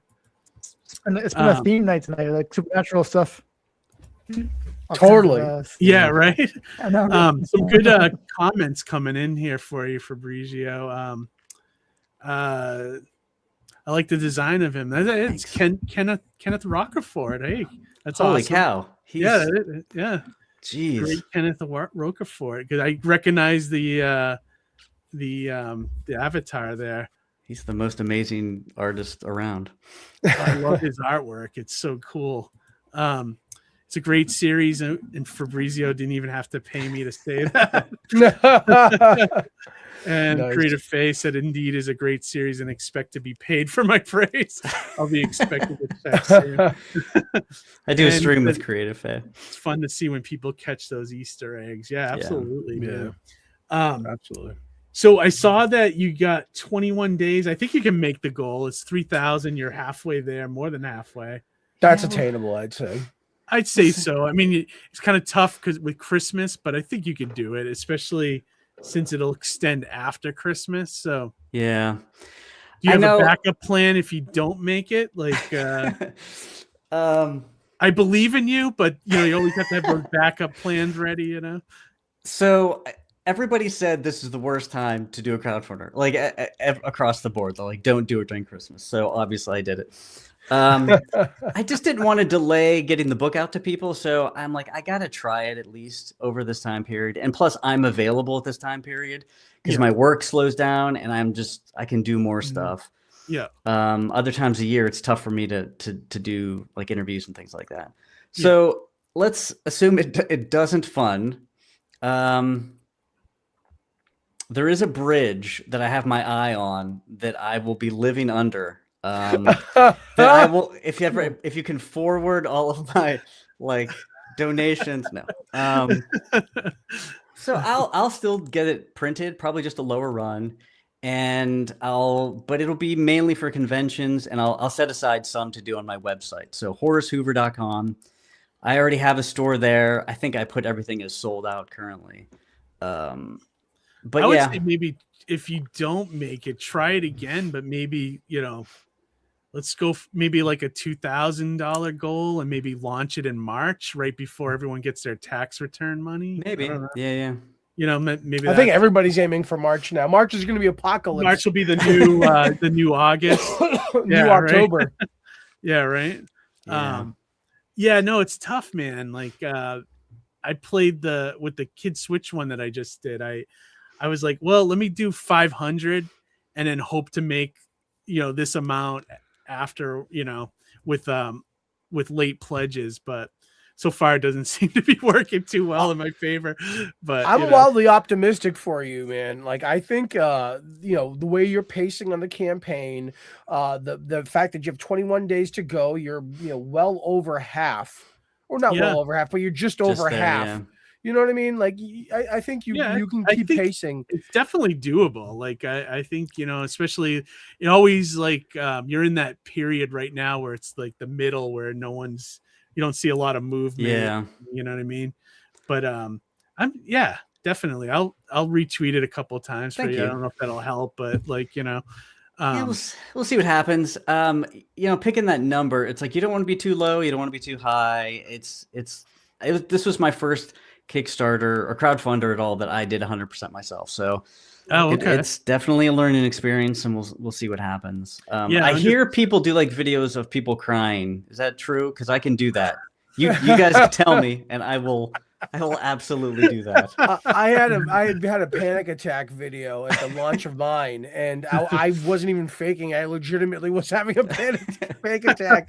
So that may have helped things. I don't know. 2021 could have been a helping factor in my campaign when I did it then. But to that point, is there a reason why you decided to go with Kickstarter as opposed to a different platform by any chance? It was kind of forcing me to like make this goal or not. It was a framework that like, it's going to force me to get out there as much as I can, push it as much as I can, sell it over, usually there's this time of year I like to relax, but I'm not right now. So yeah, it's really just to force myself. I forget, what do you do for day job, Fabrizio? I am a programmer. So are you really? Oh, yeah. Shit. So I used to do web, then I got into games, and now I do mobile development mostly. Oh, okay. Oh, cool. So See, I thought you. Wow. So okay. I thought you were doing mostly art, and then you. So it's funny because I started in programming and I worked at this advertising agency, and basically I told them, I said, listen, I'm an illustrator. I went to school for art. Let me do illustration. So like there were times where I was doing illustration and sometimes programming, and then I ran my own company for like 12 years. So it was like if I had programming work, I did it. If not, I was doing 3D modeling. So that's kind of where I learned a bunch of different skills, which helped out in the end, Photoshop and Illustrator and ZBrush and all that stuff. So I don't want to say jack of all trades because it's still directed towards the creative stuff, but. Oh, awesome, man. But no, it's still cool that you find time to do artwork. Are you planning on hitting Plastic City again in the future? I'm going to try next year because my brother lives in Massachusetts. I'm in Pittsburgh, so it is a trek. Oh, yeah, but definitely. if I can coordinate with my brother, then I'm going to try to get to Plastic City next year. Okay, perfect. We're still trying to work out the dates for 2026, but we'd like to do the third weekend in August. That's what we're kind of eyeing. So it's a couple weeks after Terrificon, but it seemed to be a good date for us. We were pretty busy, busier than any time I've ever seen. So it seemed like we found the sweet spot for it, so. I had so much fun last time. It was great to have you there. I'll block it out and see and really try to make it. And especially since I have a new issue, I'll have more stuff to sell. Yeah, that'd be great, man. And I think a lot of people like, Dr. Mask and, would love to see you and, anything else you want to let the audience know? Like, I know you have a cool YouTube channel. I am annoying on social media. If people like to be annoyed, I think it's funny. I think some of your insights are great, man. I'm on Twitter at Fabrizio Artist.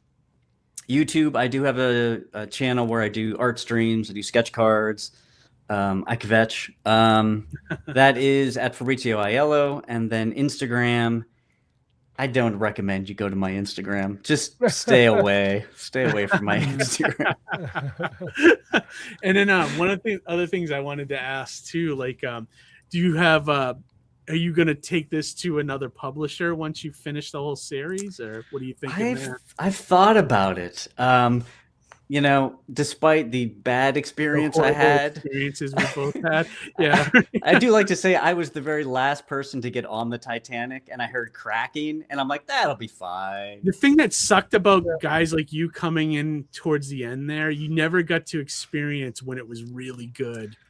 Like, it was already like in the ice water at that point, like. Wasn't there a Fabrizio on the Titanic movie though? I think there was. Yes, there was. There was. Oh, there was. Right. There was. Actually, there was. Right. He gets in the movie crushed by a smokestack or something. Yeah, I'm sorry. sorry. Wow, I wouldn't even remember that. 2 for 2, Harry. Go Steelers. Harry's got wonderful bedside manner. But like, I'm in the boat now where I'm thinking of just doing it myself. Like, I'm talking to that new distributor, Philbo, about maybe going there and doing some of my stuff there next year. So I don't know. Yeah, I want to get this stuff done, but it's definitely a viable thing. So let me know your experience because yeah, absolutely, man. Yeah, we had him on the show about a month ago, Johnny. I think so, about that time frame. I'd say check out that stream if you can. Like, he's kind of like a no bullshit guy, which I kind of appreciate. I appreciate somebody that's blunt and is going to tell you to your face what's up, rather than like, play games behind your back kind of thing. So I appreciate people like that. So I don't know. I liked him. So I'm like considering doing something with him next year in 2026. Just maybe re-releasing all the Mascots and then some of my other stuff too on top of that. So yeah, I'll check it out for sure. All right, cool. Well, thanks for having me. Yeah, absolutely. Shout out all your where people can find you on social media, like the actual Twitter is Fabrizio Artist. YouTube is Fabrizio Aiello. Thanks everybody. I appreciate it. Yeah, and absolutely. And if you're watching this tomorrow, the link to the Kickstarter is in the description. Check that out. Highest recommend from me. Get all 4 issues, and you won't be disappointed. Thanks a lot. Have a good night, guys. Appreciate it. Awesome. Great to see you again, Fabrizio. Take care, man. All right. Have a good one, man. You too. Later. Awesome, man. Right. That was a great night full of guests, man. Every guest was great today. Dude, I gotta agree. Like, it was a Good nice, show. Nice year-end episode of Indie Comics Relay. Definitely. But yeah, a great way to before wrap we up go the year. offline though, I want to talk about this the Monster Expo you went to, Johnny. Like, but I want to let people know, and Ryan's in the chat, he can kind of chime in as well. This was kind of like more like an art exhibit, right? Is that the vibe you were going for, or they were going for? A little bit. I mean, it still did feel a little Comic-Con-y in the sense that we all had like tables, but a lot of it was more art focused. Okay. I had a lot of the original art pages I've had in display the back half of this year out predominantly for my table. I didn't really sell much of anything, but it was nice to be able to kind of get together with everybody in this holiday year-end holiday market kind of thing. You know what I mean? Yeah, no, that's what it sounded like, and I think I would have been interested. Like, the reason I've been staying away from Monster Expos is I don't really have a lot of horror stuff. I know Amy has a couple of pieces, but not enough to be like, oh, hey, let's go to that show because we're a horror vendor, like right. So it just I did the first year. Joe did it just more as like a favor to help, because it was a first year, and it's just, hey, let me, support the show kind of thing. But after he started doing more shows, I kind of just stopped doing those and just kind of did the retro expos because that was like more my level. That fit more with what we're selling and things like that. Yeah, 100%. So, but I this one intrigued me because it sounded like it was different in a lot of ways. Like, the presentation was definitely different. Especially, like I said, the Friday night gala was a little bit different in the sense that it was encouraged to kind of dress a little bit better and like wear a suit and tie almost. No, well, a couple people went that far. T-shirt. It was actually black t-shirt. Black t-shirt was actually the formal. Oh, it was like black. Was it like? Yeah, that's right. I thought I saw something like black t-shirt event or something. Yeah. So it was like Henry Rollins chic. Okay. But it wasn't like the vibe of like people walking around with like with wine glasses and like looking at art on the wall. It wasn't that, right? It wasn't quite that, although it was catered and there was food and drink and a full bar, so people were kind of doing that, though that wasn't like kind of like the intent, it seemed like. Do you know what I mean? And a lot of it, like the art, like there was a big like 2-row art like there was a contest for the best art, and there was many different prizes and categories you had to go and vote, and there's a lot of beautiful art and display, like big pieces. That's cool. That was really cool to see. Jay Moore's, a lot of friends were there. Jay Moore's, Mike Doherty, so that was cool. And so for me personally, doing that show, Ryan was there, and I was next to Ryan too, so we actually got to talk, and we actually got to work out or flesh out an idea we had for a comic. Cool. So we got a little collaborative. He's did you see his comment? I have never done well because I'm not really a horror guy, but the people are great and it was lots of fun. I sat next to some Romeo and his girl. Yeah, because me and frickin' Rachel were so disgusting. We were smooching each other all night because it was a little slow. So we were just, we were getting all whatever. It happened. When in Rome. It happened. When in Rome. Exactly. Yeah, it happens. You gotta, but for me, it felt like a holiday party for Comic-Con. That's cool. What I mean? So Mm-hmm. like I turned it up a little bit. I drank a little extra. I took some illicit substances. Yeah, exactly, Amy. A lot of PDA. It was gross. Right. Yeah, even Amy's Rachel and I like were the like, queen we're of gross. People PDA. hate us. What is she talking about? She's the queen of it. Yeah. No, but we're excessive. Me and Rachel are like, we're like, were you? Okay. We're like two little budgies, like kissing each other in the you know what I mean? Yeah, Ryan said he loved the focus on the art. That's what it sounded like. It was going to be 100%. something like that. That was the benefit and the strength of that show, is the focus and the art. I think if I do it again next year, I'm going to do it with a little bit more intent and planning and understanding, and I think I'd have a better time even. Nice. So he's planning on definitely doing it again. Lay off the shrooms. Oh yeah. So yeah, here let the cat out of the bag. I tripped heavy on shrooms. Speaking of like on the Friday just night. showing off awesome art, like did I show you guys the finished Ryan Santos colored Kid Switch piece? Yes, I actually saw it at the show, and it's beautiful. Oh, you saw it at the show? Awesome. Yeah. I'll show it here again. I don't know if you've seen it, Harry, but it's fantastic. I think I did. Didn't you show it last time on the show? Might have. Was it colored? Oh yeah. You did. Okay. Yeah. But man, I love this piece. That's pretty awesome. I'm hoping we make the stretch goal, which was like 1,500 by the time I'm ready to print. If not, this will probably be a future cover, maybe for issue 3 or something like that. It's just too good. So like, I really like it. Awesome. He did a great job with it. So great job, Ryan. Yeah. Love it, man. This is, like I told him, next level Ryan Santos. That's a coin phrased by my good friend Brian Lafferty.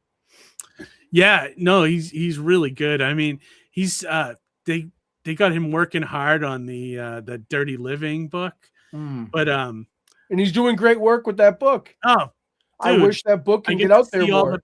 I get to see all the pencils and every page before everyone else. It's pretty cool. It's one cool thing about being a letterer when you get to see all the, you know what I mean? All the you get a preview. Yeah, get the preview of everything. Mm-hmm. But yeah, I do like that comic, and I think Ryan's doing a great job on it. I just wish they'd let him give him a little break here and there. They are working him hard to get those pages out. But it's going to be good because within another like half a year they're going to have a trade paperback, and I know and Ryan will have like 6 or 7 issues under his belt. Yep, and you'll have a nice book to sell on the table. Nice resume to have too. Yeah, for especially something to sell at the table. And he'll be free to do the next thing. Yeah, I'm curious what you guys are working on. That sounds. It's like something cool small. Idea. It's just a little thing that we're kind of Is tossed it for around. your extended Surrounded by Death universe? Or yeah, something? I think we found a way to plug it into that. So it's part of it, but not part of it. And it's actually one of his things that we're going to try to plug into mine. So he said, shout out to Dan Kemp. I guess that's the guy that did the color for the colors, which I don't know if I know Dan Kemp. Is he somebody local? Ryan, is he someone local? I maybe I've met him, maybe I haven't. It's hard with people. I got to meet him like 10 times. I believe he introduced me to Dan at one of the shows. I think I met Dan before. The colors pop though on that piece. It looks great. Beautiful. Absolutely beautiful. Good stuff, man. That book's coming along. We're I think Marcelo just turned in page 11 or 12 for issue 2. So we got about 10 more to go. And then I got to buckle down and do all the lettering for it and then send it to press after that, hopefully. So, oh, wow. Yeah. So hopefully I can deliver it in March or April. That's what I'm shooting for. Very cool. Yeah, dude, so much going on right now. I know. I can imagine. Ridiculous. I'm kind of glad this will be off from this show for till like I think January 6th is what I said, because we're off for Christmas and New Year's, and then I don't think we're back until that Monday after. So right on. You guys got anything interesting coming up for the holidays? Any plans? Any cool? After this Friday, I'm off for 2.5 weeks myself from work, so I'm going to be resting and relaxing and working on. Yeah, so I need to recharge my batteries. Yeah, whenever I get Johnny over here, you should come over as well and enjoy some espresso pizza with us. I may need to buy one. I'm gonna need to pick up a kid Switch because I bought one of my friend Lucy's youngest son. I bought him like kind of like a glove that shoots off what do you call styrofoam bullets? You know what do you call those things? It's like a glove. Like a Nerf string or whatever. Oh no, like the Nerf like guns. Nerf thingies. Yeah, right. It's like a glove you wear, so that'd be kind of cool to go along with your book. Yeah, no, definitely would. That would be cool to make custom gloves. Can you imagine? Yeah, right. that would be cool. I would love the next campaign. Like that's where you got to level up. Yeah, right. See if I can print that somehow, or like figure that out, because it is kind of complex. Like right. What would your glove do? What if I had it for real? Like if I made that glove? Right. Yeah. Right. Yeah. I would probably try to make it so it lights up and blinks, or at least, or something, and it also maybe the number display. It could project. That's an important part. Or it could project like images onto walls and stuff. That'd be kind of cool. That would be cool. That actually would be cool. Yeah. Like in there is, I don't know if this is I won't say anything. It's a little spoilerly, but there's a part of it that doesn't reveal itself until like the end of issue 2 into issue 3. Johnny, you know what I'm talking about. I know exactly what you're talking about. But like that's kind of like a spoiler too. So it's like I don't want to ruin that. But that would be kind of cool to put on the glove somewhere too. It kind of reminds me of the Ghostbusters Proton Pack toy as a kid, where it would project onto the wall. You know what I mean? And you'd actually, I think it was a game or something where you'd shoot. You know what I mean? That would be cool because you could project onto the wall if you could grab like panels from the book and just project it on the wall or something. Or cartridges, like you could do it like a Viewmaster. Viewmaster, right? Yeah, right. That would be cool. Yeah. Or you could even do it like if it's going to be a Nerf gun too. It projects onto the wall, and then you use the Nerf gun to target practice. So you could have like the villain, and then shoot the villain. That would be fantastic. I would love it. Can you imagine how much this would cost to make though? I'd have to figure that out. It might not be so expensive. That's true. 3D printing's getting crazier. You know what it is? You'd have to figure out the mechanics of it first. I need and a lot of it's easy because you just need a small LED light, and then you need a photo slide, which regular film you can have developed onto photo slides. And then you just use them as cartridges, insert into the glove. Boom. Yeah. Like that. Perfect. Yeah, I'll have to think about it. Let's get on it. Like see how we do. I'd love to do that. I'd love to make something cool. Like that. Ryan was saying that Dan Kemp Dan Kemp does colors for Image, DC, tons of pro work. That's amazing. He said he connected with him working on the Do You Poo comics that are huge on Whatnot. I don't know if you heard. Yeah. That's cool. Very cool. Yeah, so connected with Dan working on Do You Poo. Yeah, I heard that was a big thing. I heard it was dying though. I don't think it's as big as it was. But everything goes through that. These things are in phases, right? You know what's driving me nuts in comics right now is the blind bag shit. Oh yeah. Have you seen that whole thing? That's just mystery boxes. It's like Comic-Con mystery boxes. I love Robert Kirkman, but he started this trend that is kind of annoying. Everyone does it now. Yeah, this is blind bag. I cannot wait for that to die. But you know what? The reason why they're doing that is to offload inventory. Oh, of course. Yeah. Right. That's all you're really doing is you're buying stuff they couldn't sell. Yep. Plus an extra surprise. Well, I'm guessing because they put the 1 in 25 variants in some of these. Right. So I'm guessing that they have to print. They're probably sitting on a ton of those because you can't just print one for every 25 books. Right. So there has to be some exclusivity in there that makes it enticing. Yeah, exactly. So, but my God, the store I work at, they just came up. Have you heard of the title Mark Spear's Monsters? It's a book from Keenspot. It sounds familiar.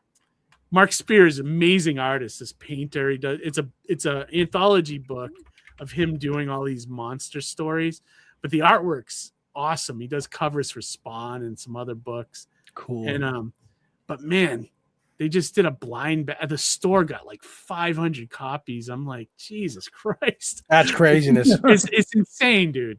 And one guy bought 250 of them. I'm just like, Wow. Jesus Christ. But if he gets like the 1 in 250 image in there or whatever, you know, right, that's a fortune right you there. could pay for the whole lot, you know what I mean? But it's just, it also inflates the sales numbers, like, which does not indicate real readership, you know what I mean? So when you see a book like that, it's like, okay, but how many readers does it actually have, you know? Like, right. And to that point, it's almost like it doesn't it's like when you see, you go to select a movie in a movie theater and you see like 2 rows are sold out. yeah, But then right. when you go to the movie, those rows are empty. Exactly. Like, who's It's buying those because seats? Who's buying those seats? Well, is Yeah, it the, right. is it the It's like an studio? inflated Is thing. it- Yeah, Right. exactly. And no one's Probably checking. like Nobody's checking that. probably like a human centipede, probably kind of a thing. Yeah. Yeah, probably. If I were to guess. Right. Yeah, right. Yeah, well, I mean, I'm ready to wrap things up unless you guys have other things you want to talk about or, you know, chat, anything you want to I just want to promote. say what another great season of Indie Comics Relay. You know, we met a lot of great guests, you know, and I had fun. So I'm pretty sure next year is gonna be a lot, you know, better, better year for everyone, hopefully. Yeah, I feel like we're getting more in sync too. We're not stepping on each other as much as I've been on a we're like a couple boy other band. shows. Yeah. In sync. Yeah, we're getting better. We're getting more you know, we're not talking over each other as much as we used to, you know. It's Well, I'm getting better. afraid of Slasher. I'm afraid of Slasher Keith coming out and like slashing me. So I'll have to have Amy work on that. She'll have to do like an AI like horror trailer. Yeah, right. I'll send them over. That'd be great. Yeah, that'd be funny. So I'll have her maybe work on something like that. If All right, I'll send you if over she the gets files. a free minute, she's super busy all the time too. Oh, you yeah. know? I can Oh wait, imagine. and Amy's and my movie is premiering this Friday, I think. So we'll see. Oh, how is that it goes. really? Let me find the trailer. We'll watch the trailer. Hang on. Yeah. So Alright. do you want to talk about this? I a wasn't- little? Well, I wasn't planning on it, but No, Amy talked me into doing this. I'm not a big horror movie guy, you know, but you know, I like doing little acting things every now and then. I've been in a couple commercials, so she thought it'd be a good idea if I helped out with this American Halloween 4. It's called. Okay. So, Let me find it it's here. Hang on. basically a fan movie of you know, Halloween. That's I'm sure Amy's talking about it here. Rampage 78 on YouTube. Oh, yes, that's the I'm looking for it as we speak. I think there's like a new trailer that came out with like both of us in it briefly. Oh wow. Is it the one that came out a Yeah. month ago? No, it's a newer one, right? No, Newer than- there's a newer one, right? Yeah. An extended version of it. All right, hang on. I'm on But his. she I'm on and his I, channel right she and now. I make I brief found it cameos in it. 8 days ago. I found it. Yeah. All right, let me cue Yeah. it up here. Hang on. Nice. This is gonna be Just in fun. time for the holidays. Let me make sure there's no ads. Nope. All right, cool. All right, let me. Right. All right, let me dip out. Let me. And can I just say, I'm the one at the end getting my head smashed through the windshield. That's what I do. Okay. So Okay. this is a I'm definitely fan sorry. film. Amy did. I worked with the guy on part 3, I think, and then you guys both have small parts in this new one, which is part 4, and it's basically the character Michael Myers. It's like a million of those fan films, like the Batman, Predator, things like that. Right. But yeah, hang on. Let me do the thing here. Just make sure the audio's set. All right, perfect. Here we go. Nice. Let me make it huge and enjoy everybody. Right. Oh, we need audio. Or is it?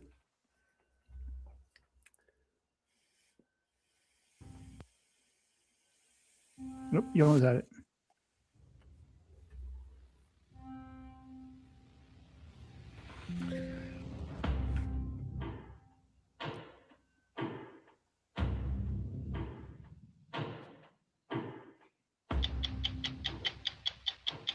Welcome back to Surviving Haddonfield, a 60-minute special.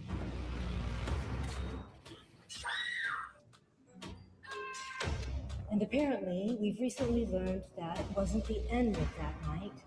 Can you tell us what happened? Michael was picked up by a couple coroners, only they weren't coroners, and the original coroner van responding ran off the road. Get him ready.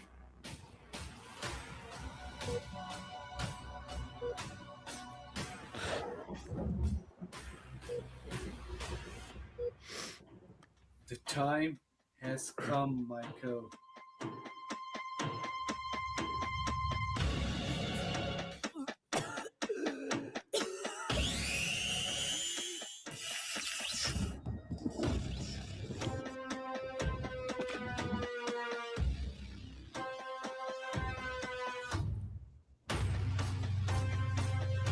Look, man, the guy's dead.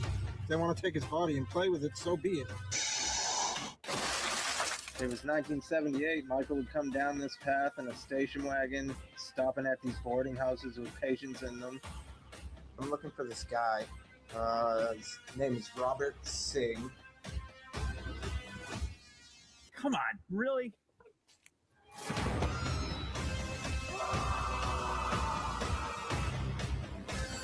Robert guy?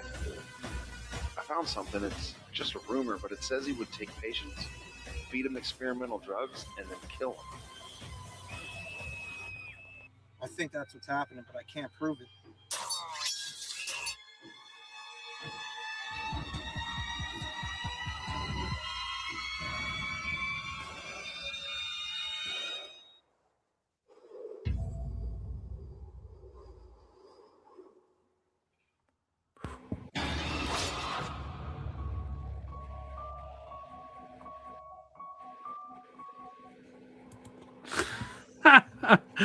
All right, hang on. What did I do to our screen here? I hate when I do this. Oh, I don't know. I think you freaked it out. There we go. Oh, Stop sharing. That's amazing work, Harry. I mean, you're phenomenal. Amy did such a great job there. And kudos to her for having a drill so close to her eye. That's sketchy as fuck. Yeah, right. Let me see. I don't know why. Okay, hang on. There we go. There, no, almost. There we go. We're back. I don't know what happens when I go full thing like that. It kind of screws up the whole channel. But not bad for a fan film though. Like I got to say, the trailer's pretty good. Like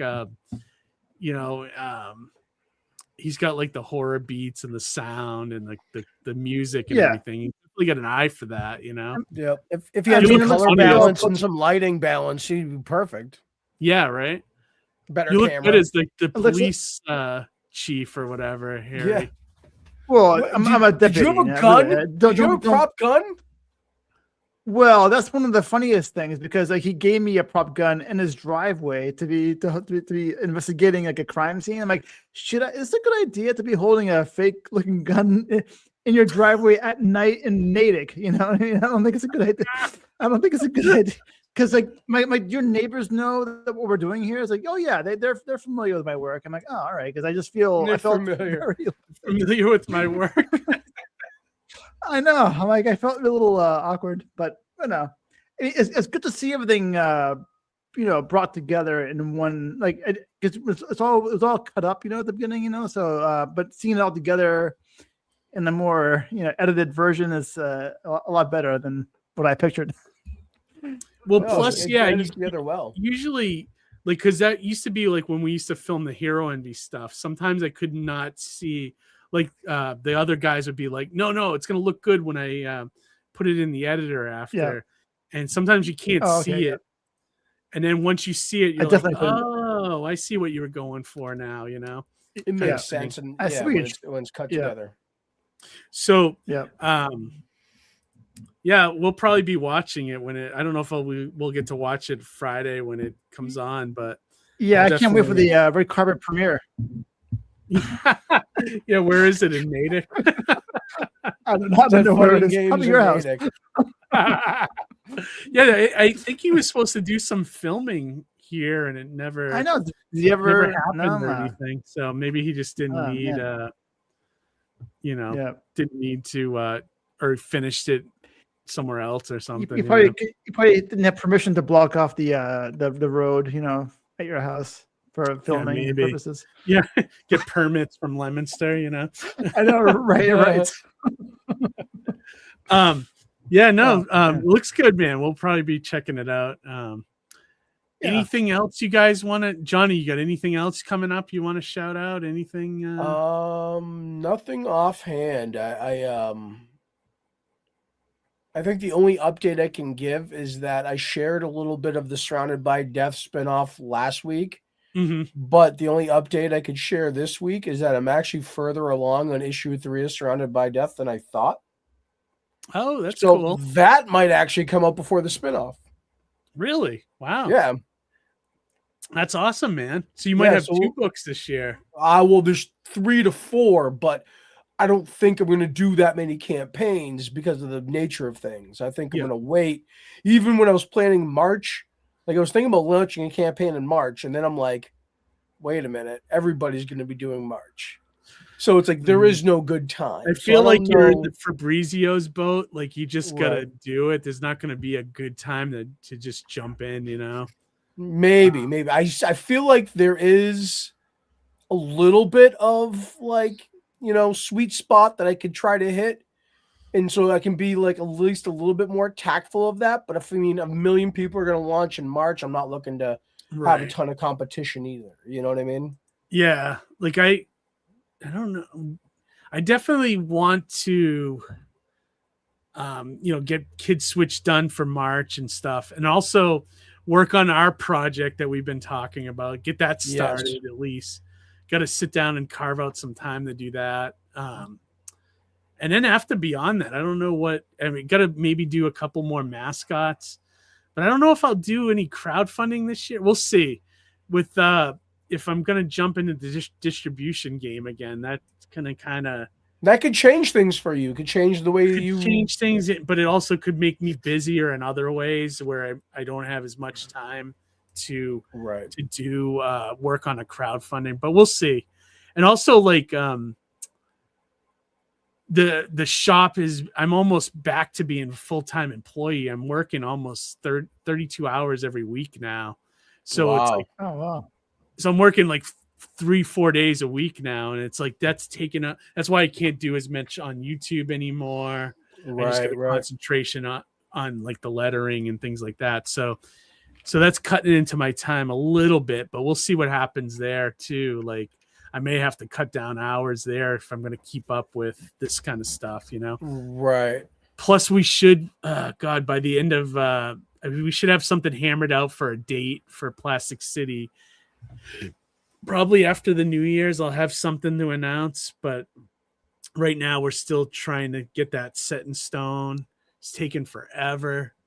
So I don't know. We'll see. So that's going to make me busy in that area too. So right. But it's a balance. This whole thing's a balance. It's like picking like, all right, today I'm going to work on this, and today I'm going to work on this, So it's like trying to schedule myself and what makes sense, like work on things in order of urgency, I guess, Right, exactly. Yeah. So, but everybody, thanks for watching. As always, we great numbers tonight. Like 45 people watching us at all times, which is crazy. It's just great. Definitely, everyone have a great Christmas, great New Year's. Right. Yeah. Hopefully 2026 gets better for a lot of people. I know this year kind of sucked, especially conventions and stuff. So I'm hoping next year we'll see a little spike in, things bouncing back a little bit. Let's hope, anything you guys want to shout out to the audience before we wrap this up? Harry? Just happy holidays, and we'll see you next year. Yep. Awesome. Johnny? Yeah, I mean, I want everybody to I want to thank everybody for just taking the time out of their lives to watch us. Right? Greatly When you appreciate could watch that. a million other things, you're watching us, and we appreciate that more than you There guys. could be a million other things going on in your life, and you're watching us, so we greatly appreciate that, taking the time. Absolutely. And we love that your love of comics brings you back here, and that's what makes the community work. And Amy said, hey, Merry Christmas and Happy Hanukkah. And Harry, she'll shoo helicopters away from you during your interviews. Oh, thank you. I appreciate it. Thank you. Thank you, Amy. A little reference to what's her face there, Ariana Grande. I don't know about that. What was that? What's that about? Well, real quick before I end the stream, there's the Wicked movie that's out. Like, I couldn't pay me to go watch that, but like, I would love to watch 2 hours of them two, the two main, Ari Grande and the other woman, on their press tours. It's some of the cringiest, funniest shit you'll ever watch. She looks horrible. She looks horrible. Ariana Grande. She doesn't even look like a human being. She looks like AI or something. Like, she looks like the character. She looks like she's from Dead City. Walking Dead City. Well, there is one of the press junkets. The other woman, her name's Cynthia Erivo or something like that. She starts breaking down and crying because of something the interviewer says. And there's a helicopter flying over, and Ariana Grande's trying to comfort her, and she's like, "Get out of here, helicopter!" She's going like, "Get shoo!" And it's like, oh my Lord! It's like just look it up on YouTube. It's so cringy.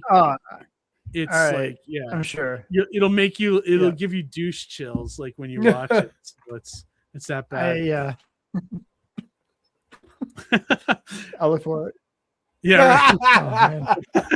Amy said, "Merry Christmas, Happy Hanukkah." Hey, Kenneth Rockefeller. He said, "Thanks to you guys, to us. Thank you, Kenneth. Thanks for watching. Thanks for watching, Ken. I really appreciate it, man. But all right, everybody, we're gonna wrap this up. Thank you for watching, and come back. We'll be back live after the New Year's. I think the first Monday, which is January 6th. Like, subscribe, share the video, all that stuff. Check out all the links from the great creators tonight that we had on the show, back their projects, or check out their websites and everything. And most importantly, everybody, read comics. Let's make comics bigger in 2026. All right, everybody, have a great holiday, and we'll see you after New Year's. Good night, everybody. Stop shooting each other. Yeah.